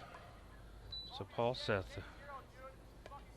has the same problems that Ben had over there at third base tonight. That one off his chest. Wasn't expecting it to bounce that high. So runners on first, second, and third base is loaded with one out. Nothing hit particularly hard by the Cardinals this inning. Just things are finding spaces and a couple of plays that weren't as sharp as they could have been by the Hawks there. Yep, strike one. Well, we have 2 errors and an infield single is what we got. And I wouldn't say any of the errors were horrendous plays. Just couldn't quite make the play they needed to make there. Yeah, plays they should have made. Yeah, that's one Noah would make 9 out of 10 times or more. Like you say, they just kind of ate him up a little bit. Yep. So 1-1, 2-1 now. Yeah, a little bit of bad luck for Sam this inning. Kind of throwing pretty well. No, it seems like he's kind of finding his zone a little bit and kind of getting not getting really rewarded. No, he's been down in the zone better this inning and gotten guys. Well, this one's popped up. Greeter looking for it. Finds it there. They're tagging to go home, and he's out at home. They tried to tag up on that. I'm not sure why, but that was, I guess they were trying to catch the Hawks napping there, but that was a strange play from the Cardinals. Yeah, I don't know what that was supposed to be, but thanks. The Hawks are out of the inning. After kind of some misadventures in the field there, they kind of given a gift there to wiggle their way out of it. They sure did. I don't know what that was supposed to be. That was a very strange tag up by the Cardinals. I mean, Greeter had to throw the ball 100 feet maybe to get him at home plate. So. Oh, we got AK out there throwing the pizza pitch. So AK is out there. He's gonna see if we can give away some money to Green Mill here. We've already given away $10 for those that aren't aware of this, and looking for that 20 spot. If they can. All right. He was lobbying to get closer, and he's overthrowing him all. Last one he just missed, so $10 to Green Mill. It's always fun for a lucky fan to come out and throw some baseballs on the field. So the Hawks do get out of the top of the fifth after kind of a bit of a mess defensively, and it's an 8-2 game. We'll go to the bottom of the fifth here, and Isaac Flynn will lead off for the Hawks. See if we can continue this comeback here after we got 2 runs last inning. So one thing about this team, we're young, we're still rebuilding, but we do not quit, we do not give up, and they will keep fighting till the end. The vast majority of this Hawks team now is between the ages of 18 and 23 years old, so I think we have the pieces in place. We just are waiting for a little maturity on the team as guys get a few more years older and stronger and a little more experience, and we really look to make a run at that point. But we've definitely turned the corner. And like I say, the Hawks 6-9 this year. Been in a couple more games that could have easily won and had a winning record. At any rate, Isaac Flynn will step up here in the bottom of the fifth. Yeah, like you say, Derek, 6-9 doesn't sound like the greatest record, but considering at the last 3 seasons combined, we've maybe had 7 or 8 wins. I mean, I like you say, they're really a lot of these guys are. This young team is coming along here, and like I say, bad outcomes so far tonight, but I expect these guys to keep fighting, and yeah. Well, and if I'm the manager, I'm saying, remember, we were down 8-0 in Hampton. Oh, absolutely. So 2-0 count to Flynn, and that's fouled back and out of play here. Landing just to the side of the bleachers. So 2-1 to Flynn. Greeter will follow him there. And then Jeske. That one's shot out shallow right field. Looks like it's going to stay in the infield. Second baseman has it. Yeah, he just jammed him there a little bit, Derek. It's about the 3rd or 4th time tonight we've hit a ball very similar to that jam shot to second base. Yeah, just clearly weighing on Flynn's hands there and just couldn't do anything with that. Greeds walked and struck out in 2 trips tonight. Yeah, I walked and we jinxed them, so that one's fouled away over by the shed. That was me. I mean, you can say me. Hawks activity in the Hawks bullpen. Is that Max Bunshoe out there, I believe? It looks like Max could be coming in here shortly. There's the ball, 1-1.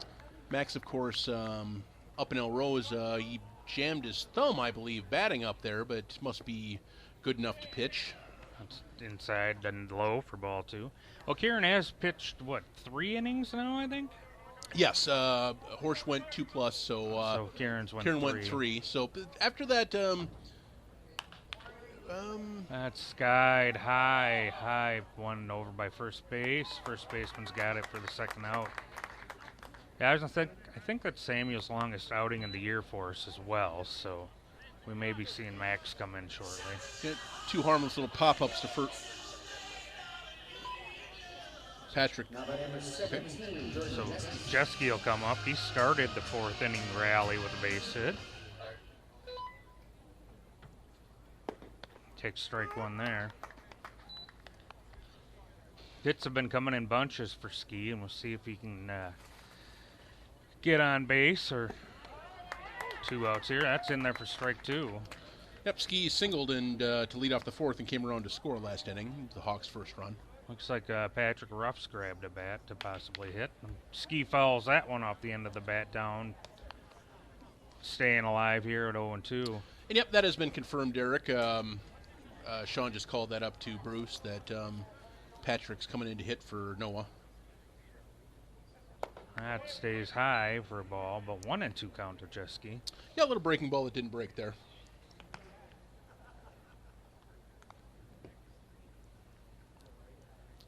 That one's down low. Good hold there. 2-2. Yep, you can tell like he twitched a little bit, but yeah, good job holding back on that.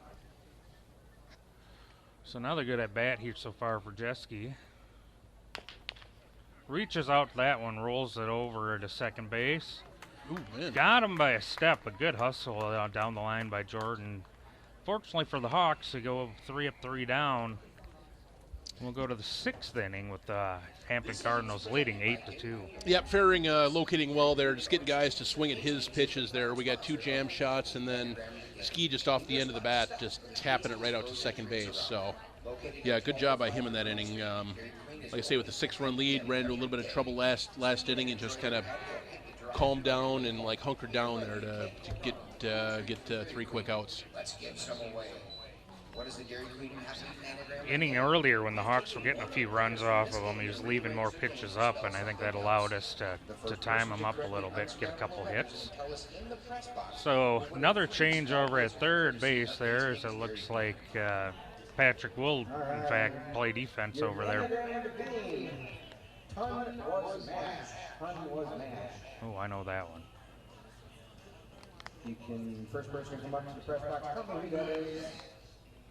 You get a free certificate to Gary. I made it up, and I couldn't find my phone, so I made it up off the top of my head, too. I just kind of wrote it down on paper, not having my anagram maker in my phone. Oh, that's funny. So pretty easy one. Pretty easy one tonight, but that's all right. Kieran is back out on the mound here, so Kieran will be working his 4th inning tonight. at least start the 4th. Looks like Bunshu may be done in the pen if they do.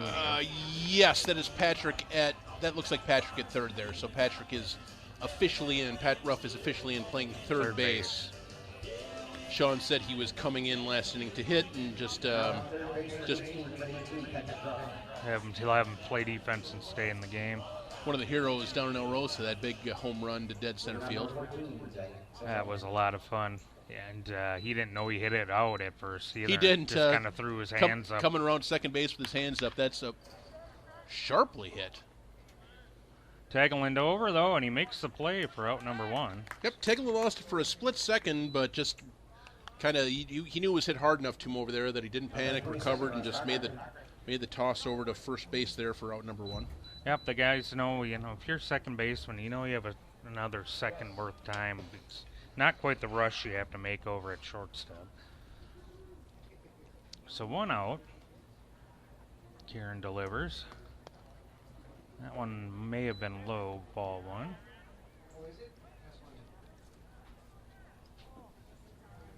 So 1-0 count. That one stays outside. 2-0 now. I said 1 out. Kieran, since he's come in, has been able to throw up a couple zeros, try to keep the Hawks in this one. Oh, I kind of saw Troy's note why it says Troy City on our internet broadcast, because I was kind of running to get buns and didn't have time to set things up in here as well as I can. I'm kind of learning this new system. I've been publishing some podcasts, so if people want to, as that one's outside, if people want to listen to some of these old games, I'm trying to publish them as podcasts, especially the ones with good, clean calls that we didn't have technical difficulties on. So those will be up on our Podbean site. That one's fouled back, so Sam's battled back to get it to a full count here, 3-2. Yeah, but it's kind of an ongoing process learning this. But I think we're starting to get there. We're getting a lot of things in. Derek getting a lot of stats in today, so we're kind of dialing things in here. Yeah, absolutely. That one so over the middle of the plate. Greeter has it. Flynn reaches up and makes the play. Yep. So another adventure on the throw, but Flynn was able to corral it for the second out. Yep. Kind of hard chopper came right to Greeter. Threw it there and made a hard throw, just pulled Flynn off the bag a little bit, but nice reach there. Just pulled him off the bag a split second, but he was able to get his foot down before the batter came around or got to the bag. So 2 away with nobody on. And that's popped up to shallow right field, maybe behind first. Tegelin comes over, makes a nice play, and the Hawks, the Cardinals, 3 up and 3 down in the 6th inning. Yep, good job there by Tegelin there calling off Flynn, because Flynn was trying to go over his shoulder to get that, and Tegelin's like, no, I got it, man, I got this. Just get out of the way, and kind of Flynn ducking out of the way there, letting Tegelin come over to take the place. So yeah, like you said, Derek, nice quick 1-2-3, and Hawks getting another chance at the bat, bringing up their 4, 5, 6 hitters. Pat Ruff is, I believe, going to be the first guy coming up this inning. Pat, I'll talk about that for a minute. Pat hasn't had a lot of at-bats this year, but The 2 hits I remember is that 3-run double out in Hampton Yep. at the beginning of the year, and then the home run, of course, in El Rosa. And we were talking about how he did not know the ball was out. And as he was rounding second, he saw the guys excited in the dugout, threw his hands up. And Troy has a really cool picture of that at our gallery at HastingsHawks.com of Patrick rounding second and kind of realizing he just hit a home run.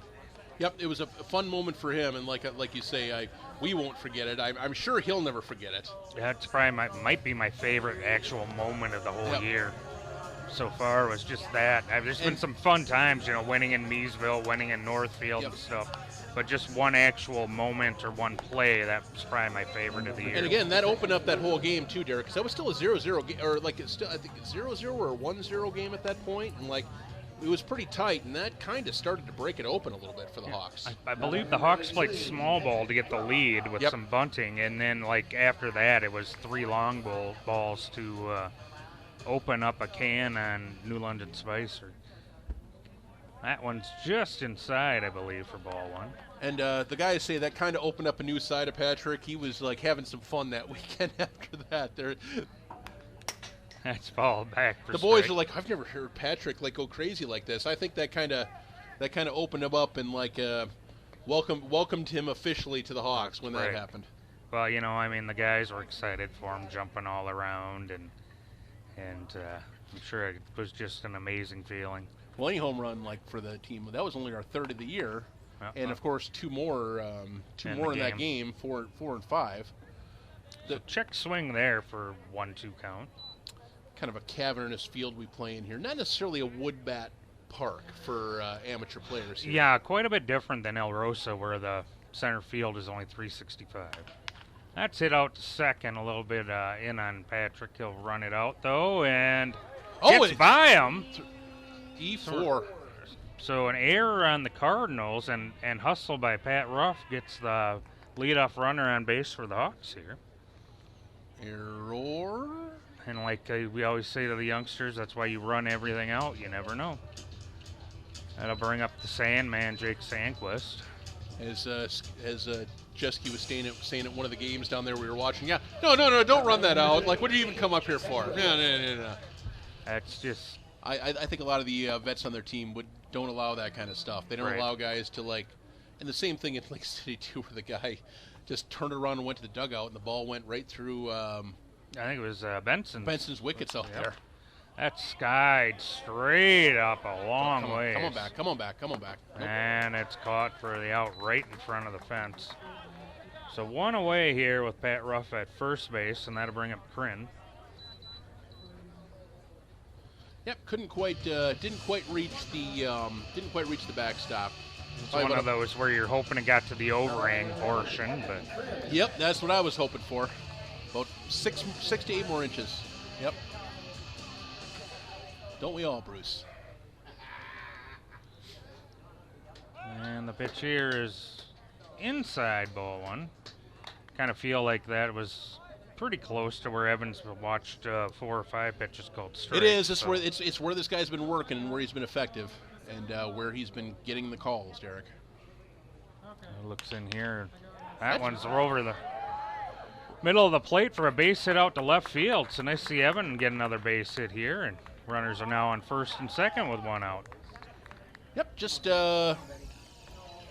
kind of right over the heart of the plate there, and Kryn just went with it and took it right past the shortstop. So nice base hit for Kryn. Fourth hit of the game for the Hawks. See if Ben Taglin gets a second Hawks hit here now as he steps in. Unless I'm missing some hits in the scoreboard, that's entirely possible. That's over for a strike. that was a good looking Uncle Charlie there, bending right over the plate. That's the old you're not in high school anymore. That's hit down by third. Tags the runner, throws across. Nice double play by the Cardinals. Oh, yep, just to get out of the inning. That's too bad.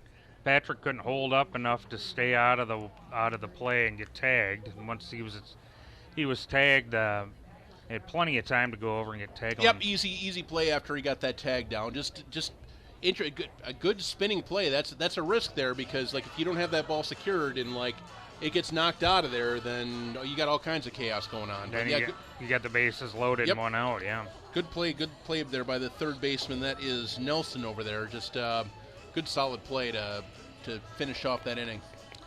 So we did see Max Bunshu warming earlier, but Kieran's been so effective lately. He's going to come out again here for the 7th inning. Yep, 1-2-3 inning last inning.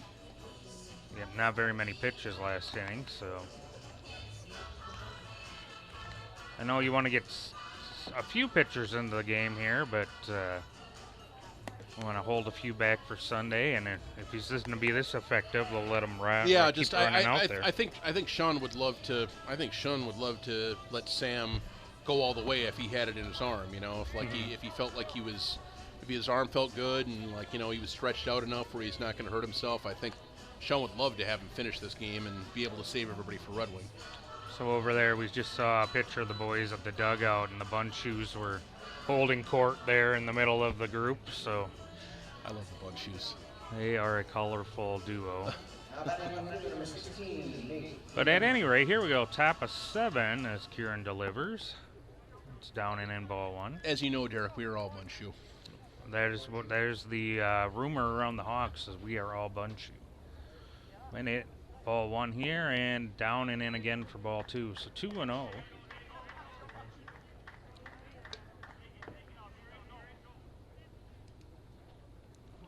Kieran looks in here for the sign. And that one is popped back up over us here for a strike. 2-1 now. Eberling has walked, singled, and struck out in 3 trips with 1 run scored. Kind of a lot of things here, Derek. A lot of guys batted in the 2nd, 3rd, and 4th for the Cardinals, and that's where they've done all their damage tonight. 3 in the 2nd and 5 in the 3rd, and that's been the story of the game. It sure has been. So 3-1. That's fouled straight back. Strike 2, so it'll be a full count here.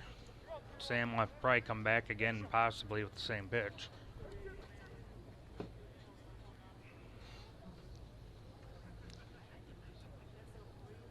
And the full count delivery is low and outside, so a leadoff walk here in the 7th inning for Kieran.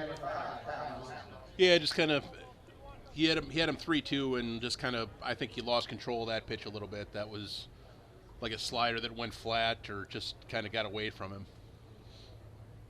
Clearly not what he wanted to do there on a full count pitch. Sure. So after that 1-2-3 inning, we'll see if he can deal here in the 7th inning. That one's in for a strike. It's a good pitch right in the inside corner. See if the Hawks are playing, they're shifting over a little bit, but playing deep, pretty much double play depth. Nelson has bounced into a double play already today in the 3rd inning, so. It's ball on 1-1. Well, I guess if you give up a lot of base runners, you can get some double plays. There is that. So it delivers inside ball 2. Looks like he was looking for that pitch. You got strike 1 on there. Yeah, that one rode in a little too far though. So 2-1 count here. Battery is at 45%. That one's in there for strike. No, it's not in there for strike. I'm not sure where that was, but that was a good looking pitch. I don't know where that missed, folks, but it's 3-1. Maybe inside. It's really hard to see, but he's been given that corner a little bit. That might be a makeup call, I'm thinking. That's strike 2. Yeah, but Nelson was halfway down to first base, and the ump called him back there. Interesting series of pitches here, but we've got a full count. Nobody out. Runner stays put, and that one's fouled back and out of play. No activity in the Hawks bullpen at this point, but you have to assume Max Bunshoe is warm and ready to go if the Hawks need to go to someone else. Yep, that would be the logical choice here. That's down ball 4. So 2 walks to lead off the 7th, and see if Matson makes a move here. Yeah, now he's coming out. Looks lost like he's coming out. Lost the 8-9 hitters, and Matson coming out to the mound. Looks like he's going to come get Kieran. We'll see if he comes and gets Kieran and brings in Max Bunchu here. Yeah, possibly. he's already made the move to Max. Yep, and here he comes. So regardless, a good outing for Kieran. Yep, he got through 4+ innings. Gave up, looks like, I believe, are any of those runs? Maybe Let's see. one. One of those runs is his. One earned run. So I believe 3 hits. But no, good outing for good. Well, and of course he does own both the base runners on base right now. So his book is not closed yet. But yeah, good job for the Hawks, who were really in trouble and really in threatened to get mercy ruled like early here. Yeah.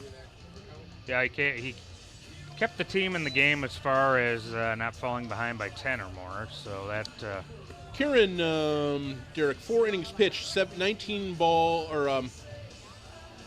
balls, 36 strikes, 75 pitches, 2 strikeouts, 1 looking, 1 swinging, 3 hits, 4 walks, and where are the hits? I believe it was 3 hits, and Nick gave up 7. 3 hits? Okay. There they are, 3 hits. Thank you, Bruce. 3 hits. So, good outing for Kieran here. Yeah, he threw under 50% strikes, but it seemed like there was a couple instances where he walked a few guys in a row. Yep, and then he kind of got skewed control, and then lost and then threw was about one strike and 8 balls in those last 2 that I think kind of threw it off a little bit. Yep. So we'll see what Max can do here. Max had hitting a couple RBIs up in El Rosa, playing a little first base for the Hawks, and like you said earlier, jammed his thumb, had to come out of the game against Tri-City. But he'll be on the mound here tonight. 2 guys on, nobody out. Top of 7, Cardinals up 8-2 over the Hawks. So Young coming in, singled in 4 trips and scored. That's outside ball 1. Hindsight's 20/20, but I think Madsen would have liked see if he could get one more inning out of Kieran before. I think that's what he was trying to do. I think he would have preferred to start Max with a clean inning. That's a base hit out to left field. Runner's coming home, but Patrick will cut it off. Yeah, I think they would have been hard pressed to get that runner there. So yeah, I agree. I think probably cutting it off was the play. Great call there by Ruff, but the run does come in, so it's 9-2 now. Runners on first and second, nobody out here, top 7. So it'll bring Dittman to the plate.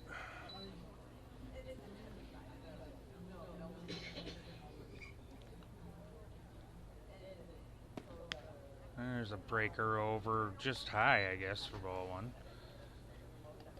Yeah, I'm not sure where that one missed either. I feel like we had a pretty good grasp of his strike zone for a while, and then I don't know what's happened here in the last inning or so, but that ball was 2. Yep, that one was out. Definitely zipped outside there for ball 2. Yep, and they didn't appeal it, but I'm certain he didn't go as well.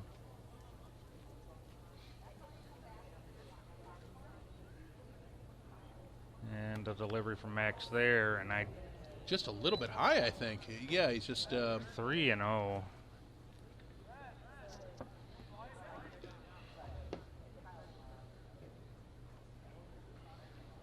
So Max down 3-0. He's gonna put a strike in here. There it is, strike 1. There he is. Catches the outside corner there. Probably gonna have to come back again with that same pitch here on 3-1. I think so. See if he can roll him over. That's a pretty good spot. Foul ball here, so Max back to a full count here, 3-2. Thank you.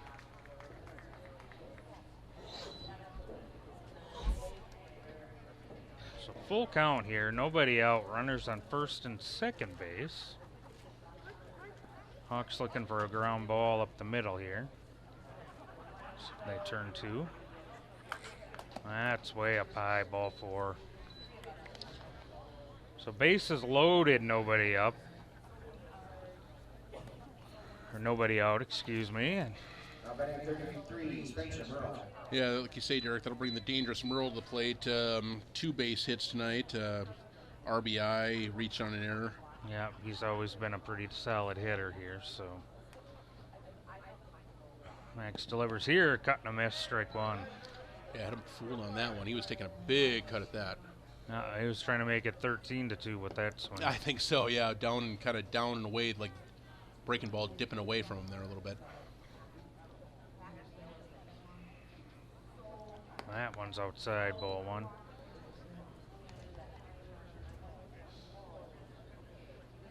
Obviously, the Hawks want to win the game, but we want to play 9 innings as well. And 9-2 game right now. And that's downstairs, 2-1.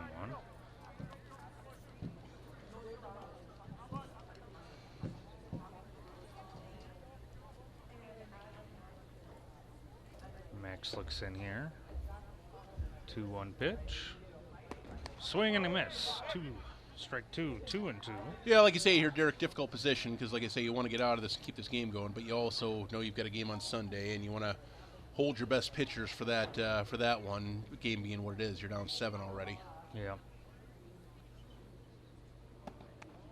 That one's upstairs. Full count again. Yep.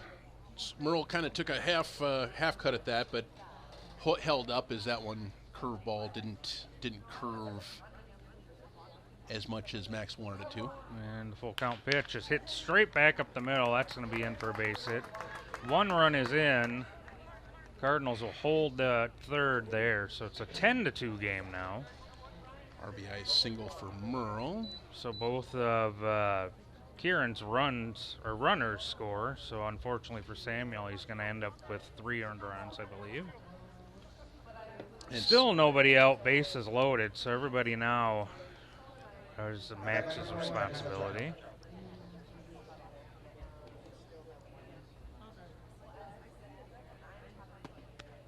That's in there for strike 1.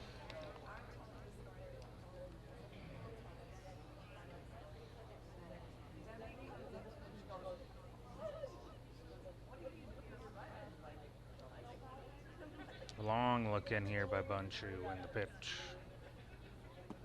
That one's in there for strike 2. A nice pitch there. That's a good curveball. That's the pitch he's been trying to find all night and hasn't been able to find until that one. It's a good pitch. So now he's way up ahead here, 0-2. See if he does that again or goes maybe with the high fastball. Wow.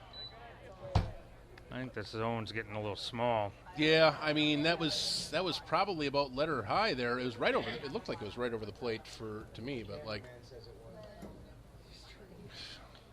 I don't know. I'm getting the feeling the umpire wants a 7-inning game, but that's my Hawks thinking there. That's high ball 2.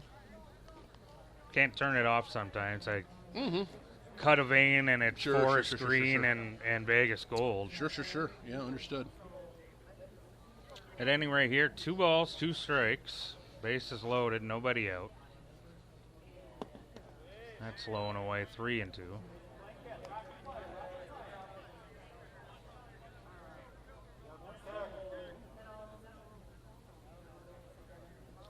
So here we go again. Full count, bases loaded, nobody out. And that's shot out to right field. Kryn does make the play. Flynn will cut it off and then throw it in. Runner's safe at home. It's 11-2. The Hawks do get the first out of the inning and keep the other 2 runners at first and second base.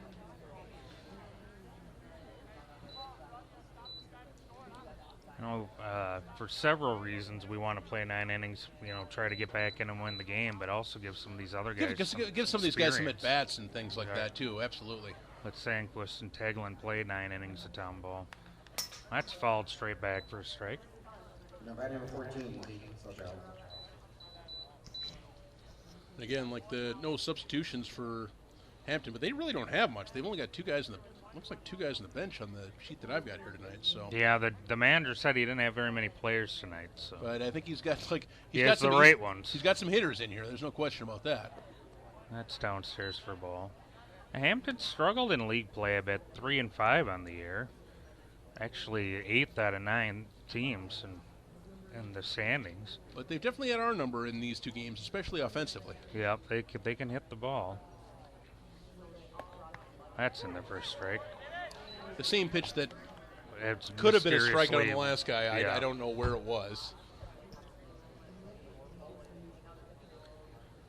I like your snarkiness there. Well, I'm the color man, so I got to take your role. I got to take up your role a little bit because you got to try to stay at least somewhat neutral doing the play-by-play. Oh, I don't know if that's possible. That shot out to Greeter. Lost control of it.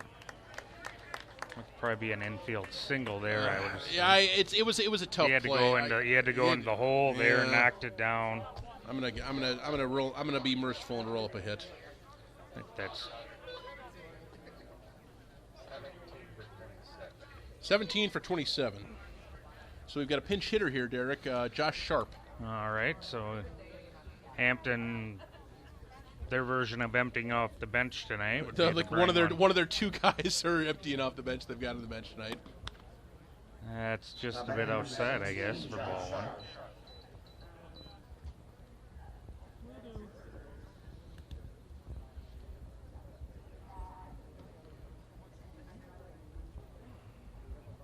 Max delivers. And another one, I don't know where it was, so ball 2, I guess. Maybe a little bit high and outside on that one. Yep. Not as bad as some of them I've seen, but Swing and a miss there, strike 1. Bruce told me Jake, pretty talented framer from his time. Bruce has watched him a lot more than us, watching him play some Legion ball from up here and some varsity ball from up here. That's a 2-hopper out to Tagland, over to Greeter for 1, to first to Flynn, double play. All right, so And I guess we get 3 outs. It did say 0, but I think we have 3 outs. well, that was a triple play, Derek. if the way I was looking at it, from my point of view. I just got a text from my 12-year-old that there was 1 out and the scoreboard had 0. That's pretty funny. You tell Mr. Zachary Simon that that was a triple play. All right, I will. At any rate, the Hawks do keep it within 9 runs here, so if any small consolation here, We're playing the 8th. we're playing at least 8 tonight. I told these guys they're only allowed to get 10 runs once after that Egan game, and They used it up. and they used it up, and then they used it up again against Baseball Yeah, 365. that's true. So we'd love to give, what we'd love to do is give HCTV a good game and a win here, but 4-6-3. Yes, we would. They are a great partner. We love having Hunter and the guys out here. They treat us like royalty, and we have a lot of fun with them. So it's a great partnership we have with them. That was 4-6-3, right, Derek? Teglin to Greeter to Flynn. That's what I had it as. So a little break in the action here is Lavin's talking to the ump as we're waiting for a catcher to come out.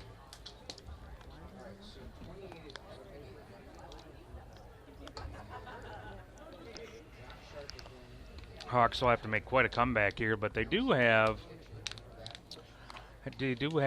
potentially 3 at-bats to do it here if they can hold. It's hard to see numbers with this camouflage stuff, Bruce.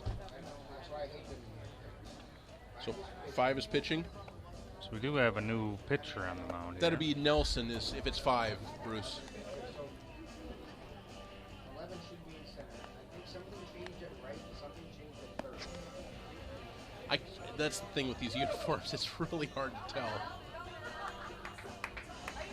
As far as the Hawks go here in the bottom of the 7th, Lavin will lead off. Looks like Biermeier's on deck here.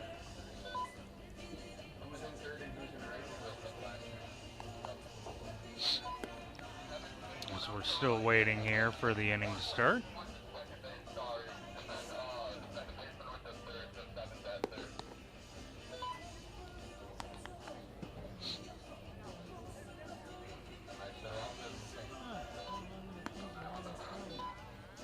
Okay, so we got a couple changes around here. Third baseman coming into pitch. Sharp coming in to play second base. The second baseman, Dick Crook, moving over to third, Derek. All right. So that should set the defensive lineup for the Cardinals. See, picture of the crowd there, birthday boy Jay Paulseth there in the yellow shirt up top there. Bruce didn't play the stretch. He didn't play happy birthday. I know, Bruce had 8,000 things going on. But he sure likes to point out when we make a small mistake, doesn't he? All right, so here we go. Lavin stepping in here. High and wide, ball one. That outfield still sure looks nice, though, doesn't it, Derek? Sure does. Field gets a little better every year, I think. It does. If you haven't been out here lately, we got that new windscreen out there. 2-0 out to Lavins. That one's outside. See if the Hawks can work some counts here and try to get back in this thing. That's outside 3-0. So, yeah, new pitcher struggling to find the zone a little bit. That's Nelson.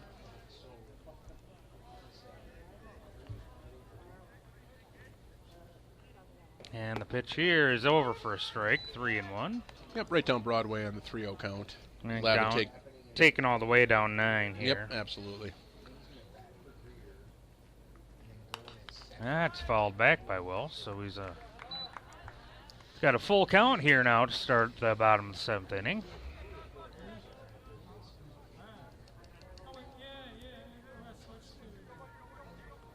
And the full count pitch. Will fouls that one. It might get out, and it's just over the first base dugout, so we'll redo the count at 3-2 here. Yep, about 7-8 feet over the Hampton dugout there, Derek, for Lavin. So good at bat here for Will. 6 pitches in already. Good to see him getting some at-bats. Good to see him out here with the team. Yeah, that too. Fouled back again. A good fight for Lavin here. See, getting to see several pitches here, and being a new pitcher, he's kind of like leading off the, it's your leadoff hitter of the game in a sense, right? He's letting everybody see what he's got. That's way outside for ball 4. Great at bat for Will Lavin. Yeah, it goes back to the backstop there, and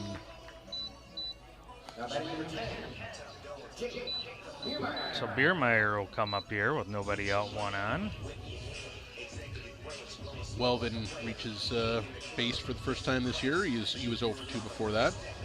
Biermeyer 0 for 2 as well. Pop out and a strikeout, 2 trips. See Sean Matson sprinting down to first base for to coach first here.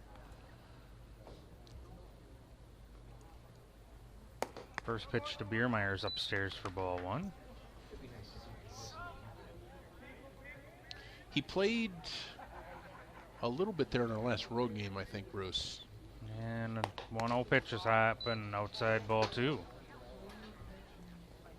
I think it might have been down in Davis did get at second base in one of our games. I don't remember which one it was, Derek, but I know I could have sworn I saw Drew play second in one of our games. There's a big swing and a cut and miss by Jake here, 2-1.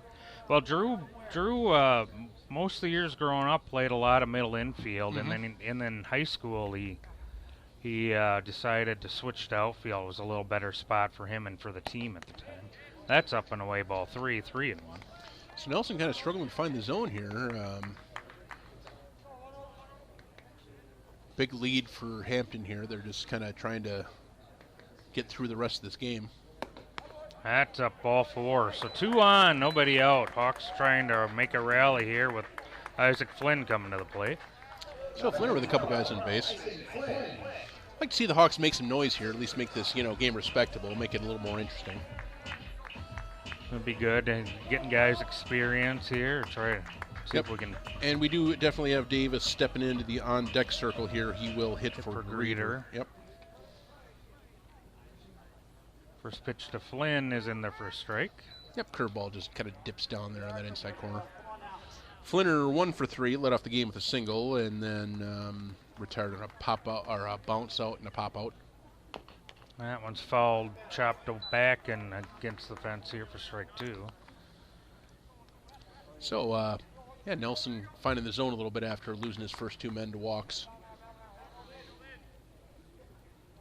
0-2 here. Flynn is known to battle and foul many pitches off. See what he can do here. And I say that, and Man. it's called strike 3. That was up in his. That was up above his numbers there. Derek, I got to be honest with you. From where I was sitting, Flynn didn't look too happy with it. It's not the greatest. Seems like we had a heck of a home plate umpire for about 5 innings, and then I don't know what's happened. Yeah, that like was a different umpire back there. I don't know if I'm going to quite say that it was his shoulders, but Davis chops one to third. They go to second. It's away. It's in center field. A run will score, and Biermeyer will go to third. So error on Hampton.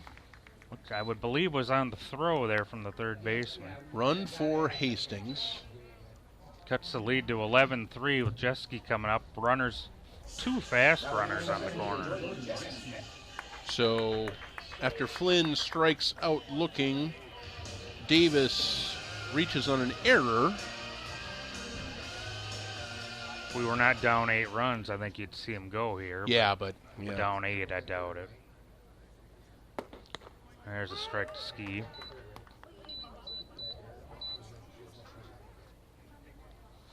So 1 strike count here to Jeske. Then runners on the corners, both guys very fast. That's just a bit outside, ball 1, 1-1 count.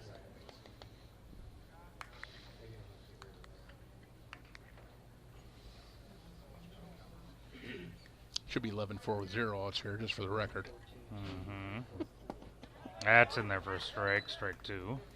I'm playing the Derek role as best I can tonight. Well, you know what? I just tell you the truth, tell you how it is.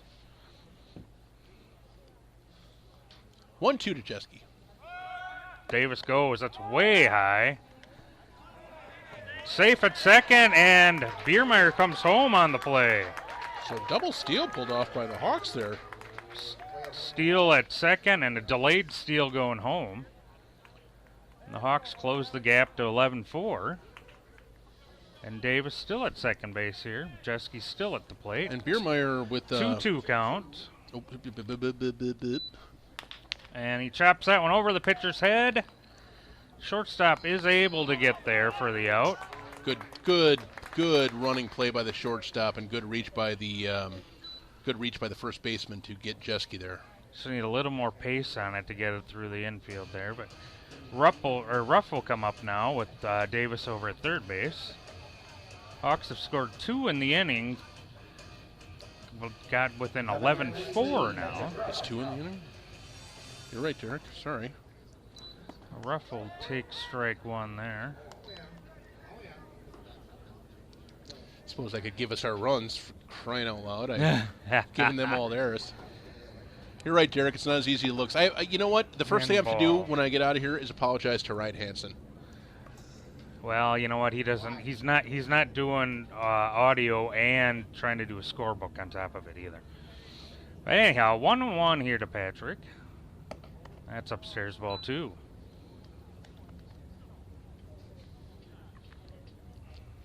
And have a Coors Light. A Coors Light? Or 2-1 count, and that's way inside. Almost hit him 3-1. One reason I decided to let Derek take the play-by-play tonight, so I could indulge, have a little bit of fun out here. And the pitch is in. What? I guess that's strike 2. Come on, Blue! Full count with 2 outs. I think I lost my hearing there for a second. So full count, 2 outs. Davis at third. Pitch downstairs to Ruff. There's ball 4.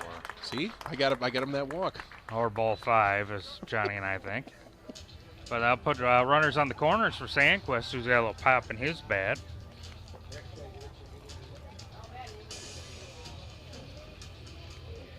The Sandman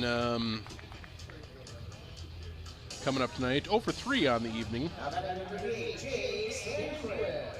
Pop out, strikeout, and pop out. So just been underneath it, obviously, then a little bit tonight. That one's in there for strike 1.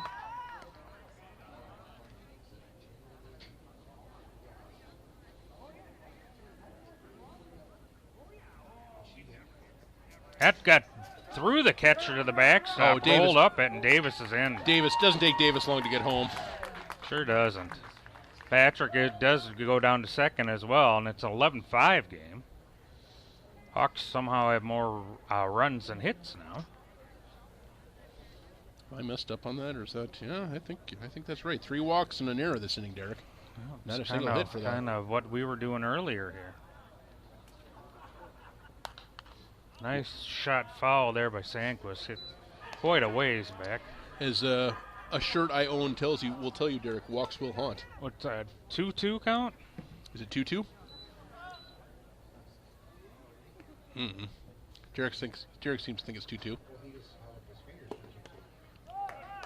Struck him out, but got away from the catcher. They throw down to first to end the inning. But the Hawks get 3 back and close the lead back to 6. It's now 11-5 Hampton as we go to the 8th inning. So both teams score 3 runs in the 7th. Max Bunchie will come back out onto the mound for the Hawks. Shoo. Looks like we're getting a happy birthday we're getting a happy birthday for Jade Paulseth.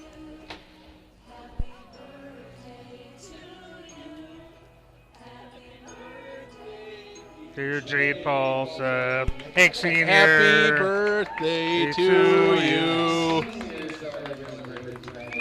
Happy birthday, Jade.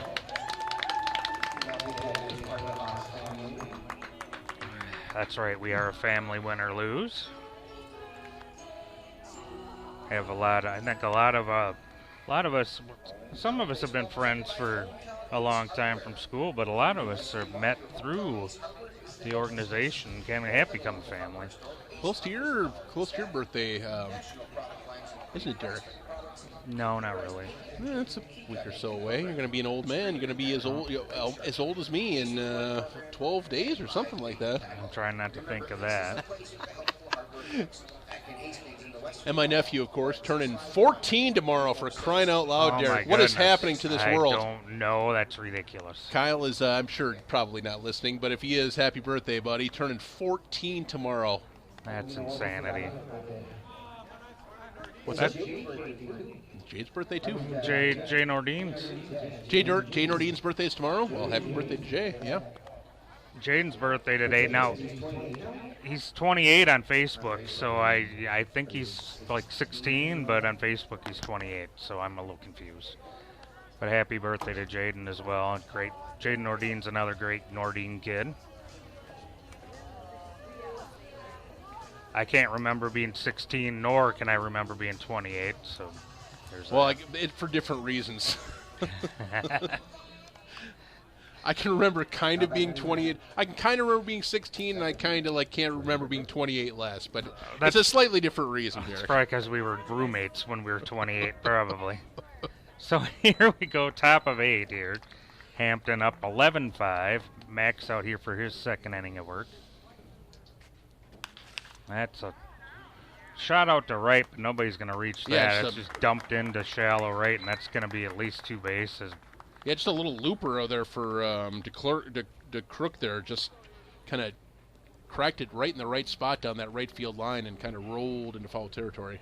An unfortunate loop double there to start the inning for the Cardinals. That is their 15th hit of the night, so they've been racking up the hits, as you said earlier.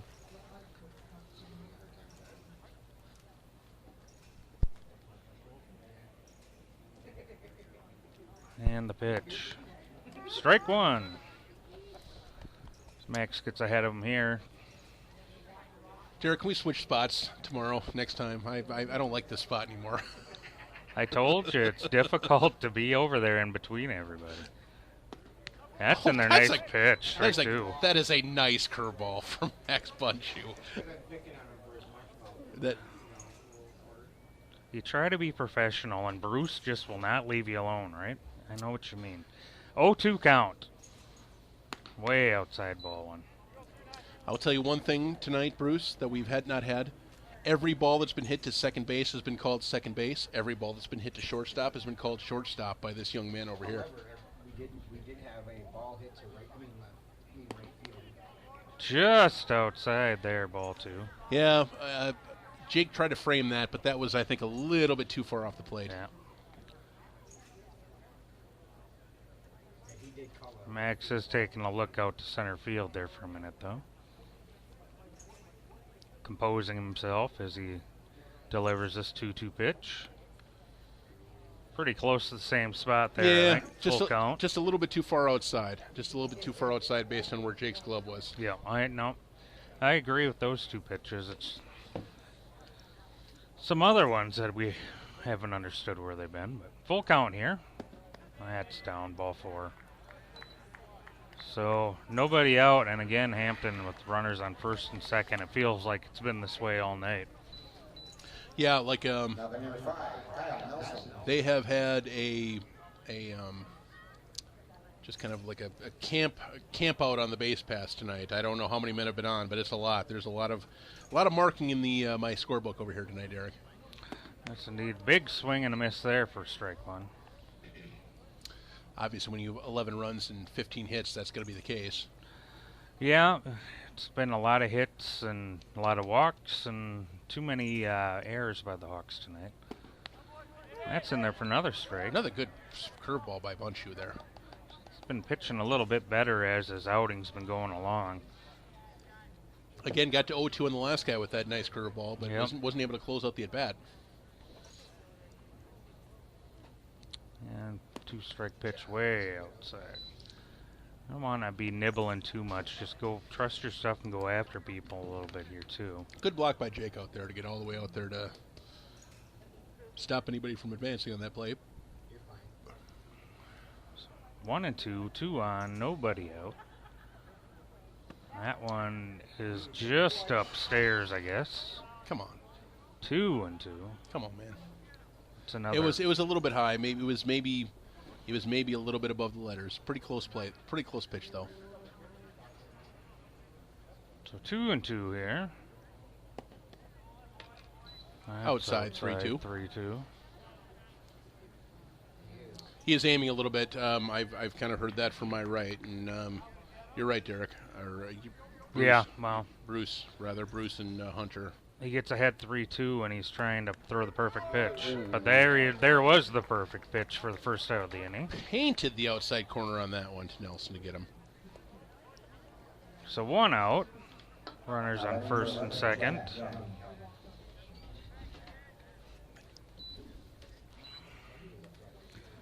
Hawks back at double play depth here again. And Flynn and Patrick Ruffin at the corners.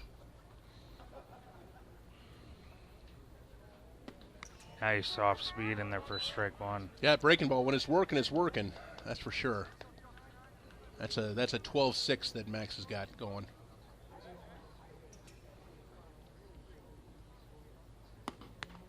Just a matter of outside ball 1. Yep, just a matter of getting it to drop in the right spot for him right now. Yep. And nobody else getting warm there. I think this is Max's game to finish, for better or for worse here. Yeah, I think you're right on that. There's the pitch here. That's in there for strike 2. It's a nice catch in the outside corner there. It's been the one pitch he's been able to throw over fairly regularly here. Yep, for the strikes. breaking ball when he's getting it to drop in the right spot. It's been working for him. 1-2 count and the pitch. Nice block by Jake there. 2-2. Good block by Jake. Runners hold at first and second base.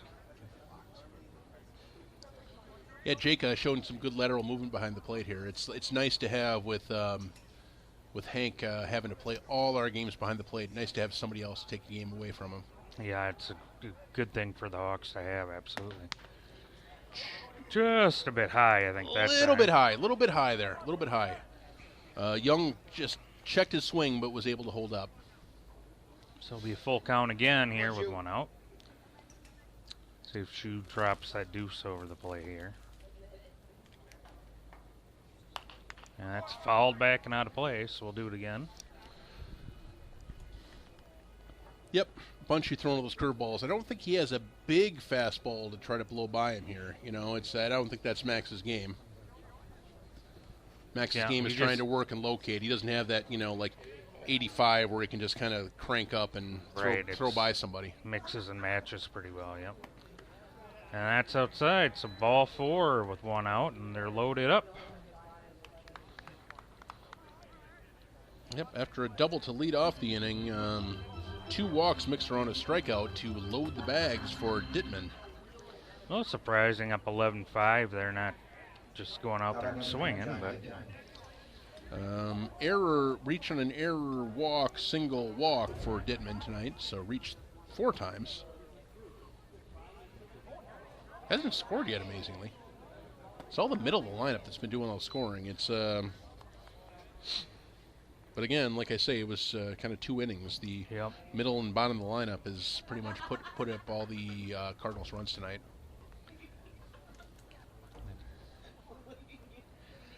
That's up top, 2-0. They're trying to block my view, but I have a monitor in here thanks to Hunter, so I can see everything that's going on still. So the joke is on Mr. Paulseth. 2-0. Strike 1. I don't know. You know, I'd love to see like Bob Costas or somebody in here and try to call a game with all the distractions I have going on around me nonstop. If it's not Jade, it's Bruce. If it's not Bruce, it's Johnny yelling in my ears. That's hit out to center field. That's going to drop in. Yep, just right in front, kind of right between everybody, and like kind of station to station. Each man will move up 1 bag. DeClerc coming around to score. 12-5 game now for DeClerc coming around Hampton. to score. Eberling moving to third. Young moving to second. Dittman checking in at first. So just kind of station to station there.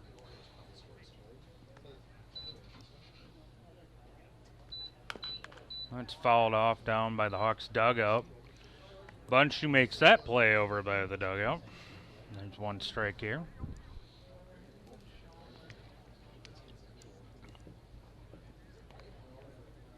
So like you say, Derek, 2 more outs away from making sure we play 9 tonight. But bases are loaded. Big cut and a miss on that off speed. Now he's way up 0-2. Yeah, Dittman, or are we at...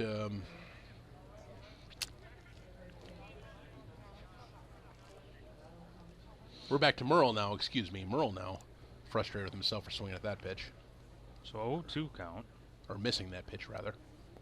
Way outside. He got a piece of it. Just enough to hold the runners. Good job by Sandquist there, getting out there quickly to retrieve that and not letting the runner get in from third, Eberling. So yeah, good hustle there from Sandquist. Ball 1. Good hustle from Sandquist, and Bunchu got home to make sure the runner was not coming home himself. 1-2. Big cut and a miss. Strike 3. 2 outs. Here in the top of the 8th. So Selchow coming up. Base is still jacked. 2 outs. Hampton up 7 here. 2 outs. Everybody will play back, I would think. It looks like Patrick's going to stay even with the bag at third here. Flynn did back up at first. Ump is Yelling making some motion to everybody. There must be some chatter going on. These guys are squawking. Everybody's telling them to telling them just settle it down, be quiet. That's up to a high ball 1. Have to ask the boys what's going on after the game down there in the dugout. I think Hampton might be chirping a little bit too much for the boys' liking about what's going on here down there.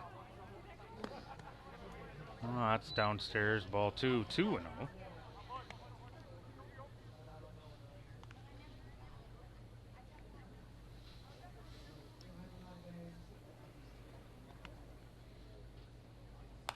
That one's skied. I think that's going to go up over our heads for a strike. Down into Alligator Alley, Bull Snake Boulevard. Duck Drive. That works for behind us. As we have just dubbed it this very minute. I feel like Bruce has to be involved with that. So 2-1 count. That's over us again for strike 2. To Llama Lane. I don't know. Corn Snake Court. 2-2, 2 outs. Bases loaded. Bunchu delivers. That's hit out to right. That right at Kryn, and the Hawks get out of the inning. Cardinals get one more. They're 7.5. Cardinals 12. Hawks 5. So yeah, good job battling there by Max. I mean, he was like kind of in trouble all inning, and somehow managed to get out of that with only one run allowed. Really, double, walk, single, and somehow only gave up one run of that. So yeah, good job by Max, kind of wrestling his way out of that, for lack of a better term. Yeah, and that first double, of course, was the one that landed 20 feet behind first base. Oh, exactly. Yes, yeah. But still, you're right. That wasn't that hard hit either. So Max. Better inning that time around. And yeah, like I say, good job, for him taking one for a team, eating up the rest of this game, and let's see what the Hawks can do here. That's kind of a cool shot coming down from the sky and then fading and going down to the backstop. We had great cameramen out here. We do. HCTV is awesome. They're fantastic. Dennis could have pitched an inning tonight if he was, if he was here. If he would bother to make his presence shown at the Hawks game tonight. And I didn't talk to Sean or anybody, but I was wondering if Zach Nelson's made a couple really nice starts against B teams. He has, although we were worried, coming out of the tournament, that Zach's elbow was acting up a little bit on him. Yep. It was a little bit sore, so I think maybe discretion the better part of valor a little bit there, letting Zach hang back a little bit. We've also got somebody getting warm in the Hawks bullpen here, maybe to take the ninth. Maybe Patrick or somebody. It could be Patrick. I can't tell. That's 38. Could that be Sanquist when pitching? Could it be Hadeen? It's Patrick. Okay. It's 18. I think, isn't it? No, I'm wrong. It's 11. Oh, Welvin out there getting ready. Okay. I think he's just warming up, though, right? Okay, maybe throwing some pitches. I don't know why you'd bring if Will is going to pitch for us. I don't know why you'd bring him into this game, Derek. You're right. Maybe just getting some bullpen.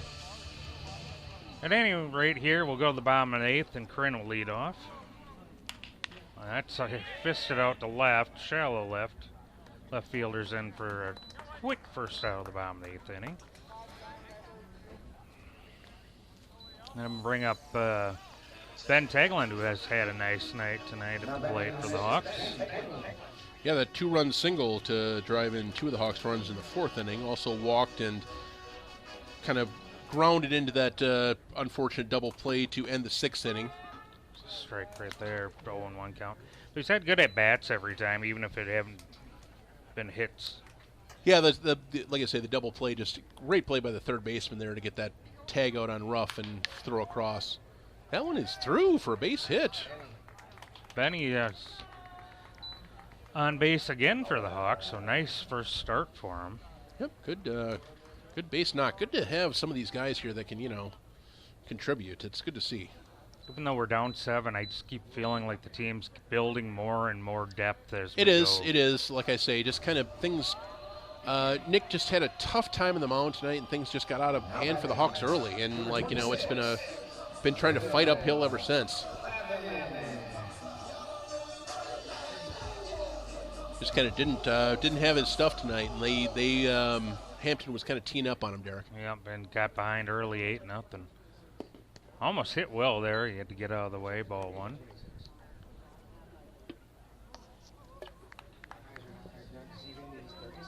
Is he 36? He's 36. So ball 1.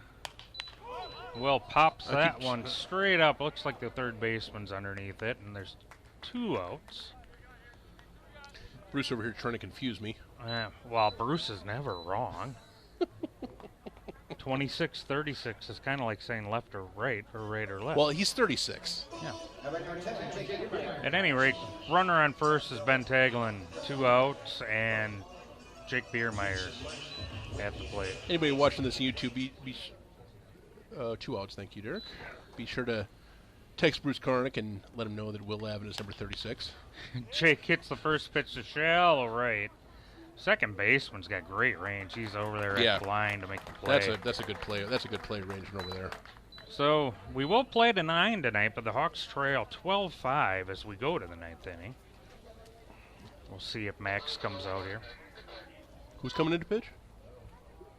Welvin's coming in to pitch. Will is coming in. Unless he's not going to be here Sunday.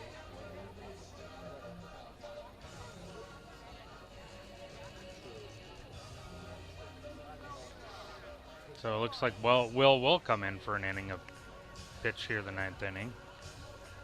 I think the word I got that he's on like a very specific pitch count and like probably I Can only pitch an inning at a time. can only pitch a or little bit at a something like that, time yeah. and I don't know. I don't know the answer to that, but I know Bemidji is kind of given instructions as to his routine. That's my understanding anyway. Otherwise, you would think like if he was free and clear to pitch, I don't know why Will wouldn't have started this game. Yeah. Oh. But that's Well, at any rate, Will's heating up here for the 9th inning. See a little bit different velocity here, Johnny, from Will. oh for sure. Quite a bit higher than Max or Richard. We'll get some clarification from Sean after the game, but that's kind of my understanding from being around the guys and talking that Will would be one of the aces of the staff, if he was able to work a full load. But Yep. his college, he originally we didn't think we'd have him this year. That he'd be doing some things in North Dakota and out and about. But I think his college coaches have some specific ideas about how they want him used in this off season. So Earlier on in the season, he did start 2 games for the Hawks. One was the winning pitcher, 5 no-hit innings. yes. So like I say, we would love to have Will pitching, some more games, especially that Red Wing game. Got to be great to have him out there for that. But it's looking like it is what it is. We work within the constraints of what we have to work with. So I'm assuming, based on what we're slipped a little bit on the mound there. Based on what we're seeing, I'm assuming Jeske's going to get the Sunday game. If Will's not available, the way Jeske's been pitching, throwing exceptionally well all year. So I would expect to see him on the mound starting on Sunday. He's been getting the C games here lately, so I would assume that he will be here on Sunday as well. Lavin did also start down in Dundas, but that did not go quite as well. Wasn't quite as well. Dundas is a heck of a good hitting ball club. So, but Will start the 9th here with a strike one, a big swing and a miss there. Let's see. Look at Will's numbers here a little bit. Two starts, 9 innings pitched, 6 hits, 7 runs, 5 earned, 5 walks, 7 strikeouts. That's high and away for a ball. ERA of 5. So 1-1 count now. And batter is 14. Thank you, guys. And that one's on the outside corner for a strike. It is such a different look. You're right. He's got a lively arm, but when Will does struggle, it's with command. Yep. But so far, so good here. 1-2 count. Big cut and a miss, and see you later. Strike 3, 1 out here. We've said that Will, when he's really at the top of his velocity, can probably touch close to 90. I don't know if that's what he's, I don't know if that's what he's doing right now, but I think in college, I've heard reports that he's touched close to 90. Maybe 90 with the Jugs gun. 90 with the Saints gun. The one that's got Yohan Duran touching 104. Yeah. There's a foul strike 1 there. So he's ahead here 0-1 with 1 out. But high 80s in any event. Well, that one's over his head, and he almost tumbled out of the way of that one. 1-1. Kind of a breaking ball that Will lost a little bit there. But it is good to see him pitching for the Hawks. Hopefully that means we're going to have him down the stretch and for playoffs. That's what I'd really like to see. Even if you used him in this situation where you're ahead in the 9th inning, True. Or something like that. High 2-1. I mean, I think with him, if like you say, even if he can work in relief with Bunshu, with Jeske, with Zach Nelson. With Zach Nelson, Nelly's 2-0 in 2 starts. with Denny if he can grace us with his presence. I mean, that looks like it's low ball 3, 3-1. Trying to build up the pitching staff a little bit. That's kind of the last hurdle the Hawks have, I think. That's ball 4, so kind of like we were talking about with Will, gets the strikeout here to start the inning, and then the second batter he walks. Yep, so. Sharp just holding back. Like I say, different look for these guys, so I think they're kind of like they're holding back to kind of see what they're dealing with, but Will a little bit outside the zone. He was kind of working a little bit outside to the righty there, a little bit outside and low with those 4 pitches for at least a couple of them. That's fouled off for a strike. Nope.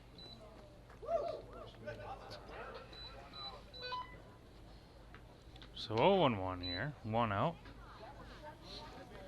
Thank you, Sean. There's 1 out. I'm doing my best. Outside ball 1. Sandquist tried to frame that one.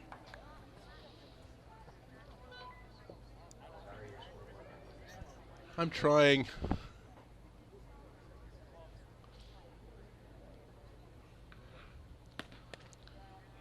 Just downstairs. I think guess. it's a little bit low. I think that was a little bit low from where, like, I'm kind of like right behind the plate. I think that curveball dipped a little bit below the zone. Good looking pitch though.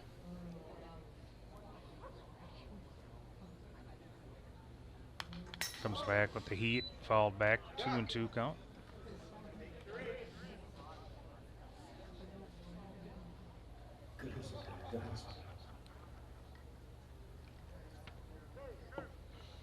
Two and 2, 1 out, runner on first base. See if Lavin just tries to blow it right by him here. Oh, he goes off speed and had him looking the whole way. That was gorgeous. Gorgeous curveball for Lavin there. Second strikeout of the inning. 2 down now. Runner on first. That was gorgeous. Now, all these guys we mentioned, we haven't even mentioned if Kemper's going to come back at all or not either. Oh, Kemper, yeah. It's God, he'd be a great guy to have for 7th, 8th, 9th inning games. We'd love to have him back. Runner on first here. 2 outs, top of 9. Tries to throw down, and Flynn made a nice snaring grab there. Good snag to prevent an extra base or an error there from the Sandquist throw.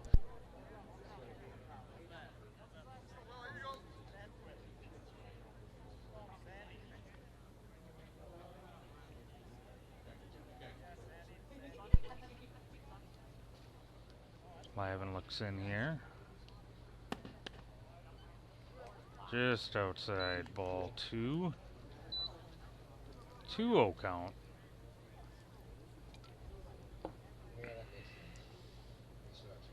Yep. Strike in there. 2-1. Good pitch.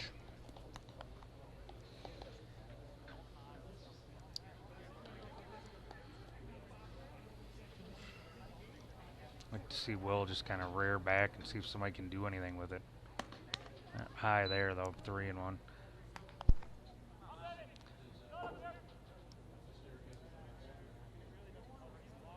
Three and 1, 2 outs here. Top 9.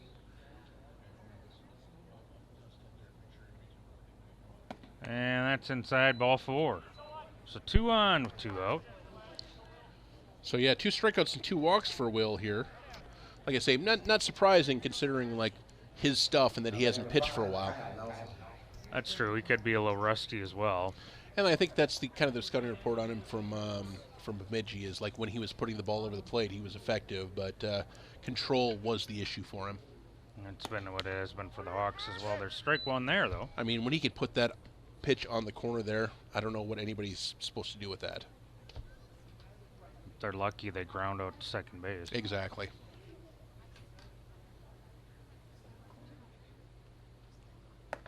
Swing and a miss, strike 2. Man, just blew that one right by him upstairs.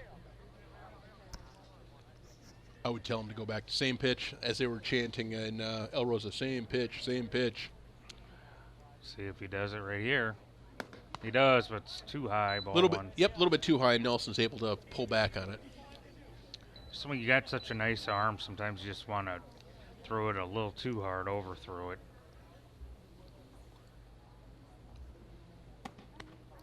Well, that was close. Maybe Yep. a bit outside. Just a little bit outside and maybe a tick above the numbers there.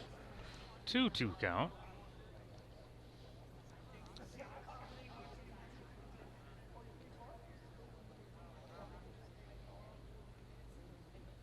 And the delivery is over, and he struck him out.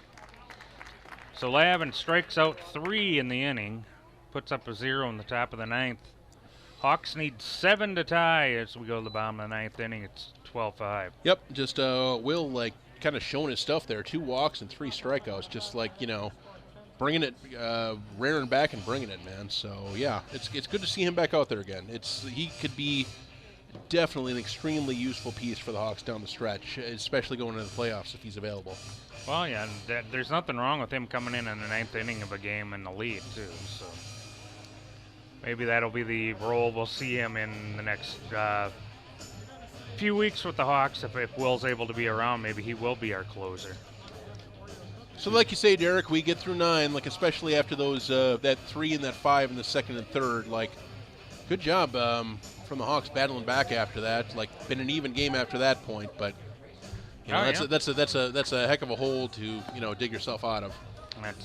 Again, this is our last game against Hampton this year, and both games are losing 8-0 after 3 innings. And again, apologize to HCTV. It looks like we're still 0 for HCTV, but we're working on it. You know, it's well, maybe I hear a rumor they're coming back on Sunday for that Red Wing game, and I have a good feeling about that one. I think we'll have the A group tomorrow or Sunday, hopefully. Depends a little bit on what the VFW team does this weekend. As a couple of the Hawks' main batters are down in New Ulm this weekend with coaching the VFW team. So Hawks come up here looking for a big 7 spot, 8 spot to win, with Ike Flynn leading off. That'd be something, wouldn't it? Oh, and I would be really obnoxious after that, I think, on the television. Anyway, Flynn here. Way inside, ball 1. That would be some sort of season changer right there if you could put up an 8 spot in the bottom of the 9th. At this point, like I say, getting a couple runs to get some momentum for Sunday. Yeah. That I think that'd be the goal here at this point. I think it would make everybody feel a lot better going in. Also sees Davis on deck, so Drew will get another at bat here tonight as well. Flynn shoots that one over. First baseman does have it though, and 1 quick out. Pretty much the patented Flynn hit there. Just needed to be about 5 feet over towards second. Yep, second baseman had him played correctly. Drew Davis up here with 1 out. Drew stepping in is 0 for 1, reached on an error, stole a base, and came around to score in the 7th. That's up and in, ball 1. So, big smile on his face there. Again, like I say, another good tool to have around is Drew. You know what I mean? Like another good outfielder, guy that can play outfield, the guy that has speed, that can pinch run for you, that can late inning defensive replacement, in left to right. Fouls that one back. 1-2 count. Yeah, well, we get Corey Walters back, and you have Drew and Biermeyer. You have a lot of speed in the outfield. I almost feel like you have 2 or 3 center fielders out there sometimes. That's outside, ball 2. Again, like I say, like a team that could play a little bit of small ball. Like a lot of strikeouts for the Hawks this year, though. Yeah. 129 strikeouts and 497 at bats coming into this game. So. And there's another one. And there's another one there. Yep. So that kind of makes it a little bit harder to play small ball when you're striking out that much.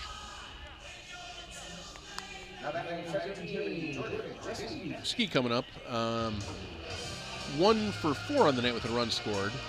But again, like I think he'd tell you he's still upset about probably that double play in the first inning with 2 men on base to kind of when the Hawks had a chance to get going. But he taps that one out to left for a base hit. So he's got his 2 hits. He's been getting every game.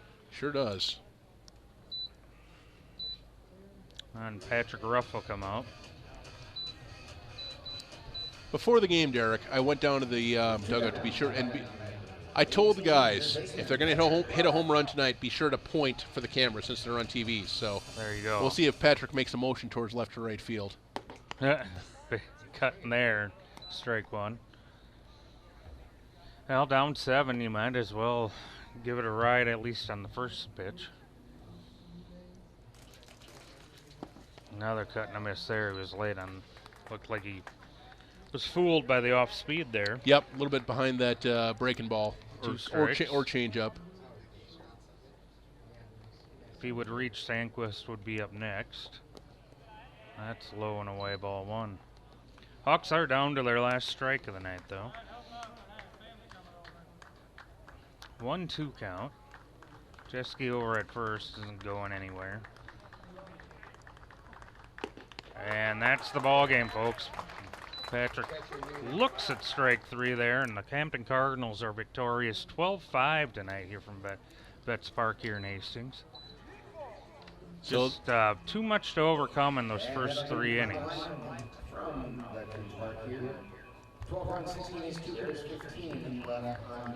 And you'll notice, Derek, the scoreboard is off. So Hampton gets the sweep over the Hawks this year, winning 10-7 in Hampton, and now 12-5 here in Hastings. Just a good game for the Cardinals, Derek. Getting out to a big lead early on, and there's just Hawks just had way too much to overcome here. So struggled on the mound tonight. Too many walks, too many hits. Defense was not stellar as well. Yep, couple errors that that there's just a lot of things added up there. So I think different lineup, different pitchers on the mound tonight. We'll regroup for Sunday. Yep, absolutely, Derek. So I want to say thanks to Hunter Pinky and Claire Eggert and Max Slocum. Hunter's on the graphics as well. I want to say thanks to all of them. This is Derek Simon with Johnny Stocker. We'll see you Sunday. Thanks a lot, everybody.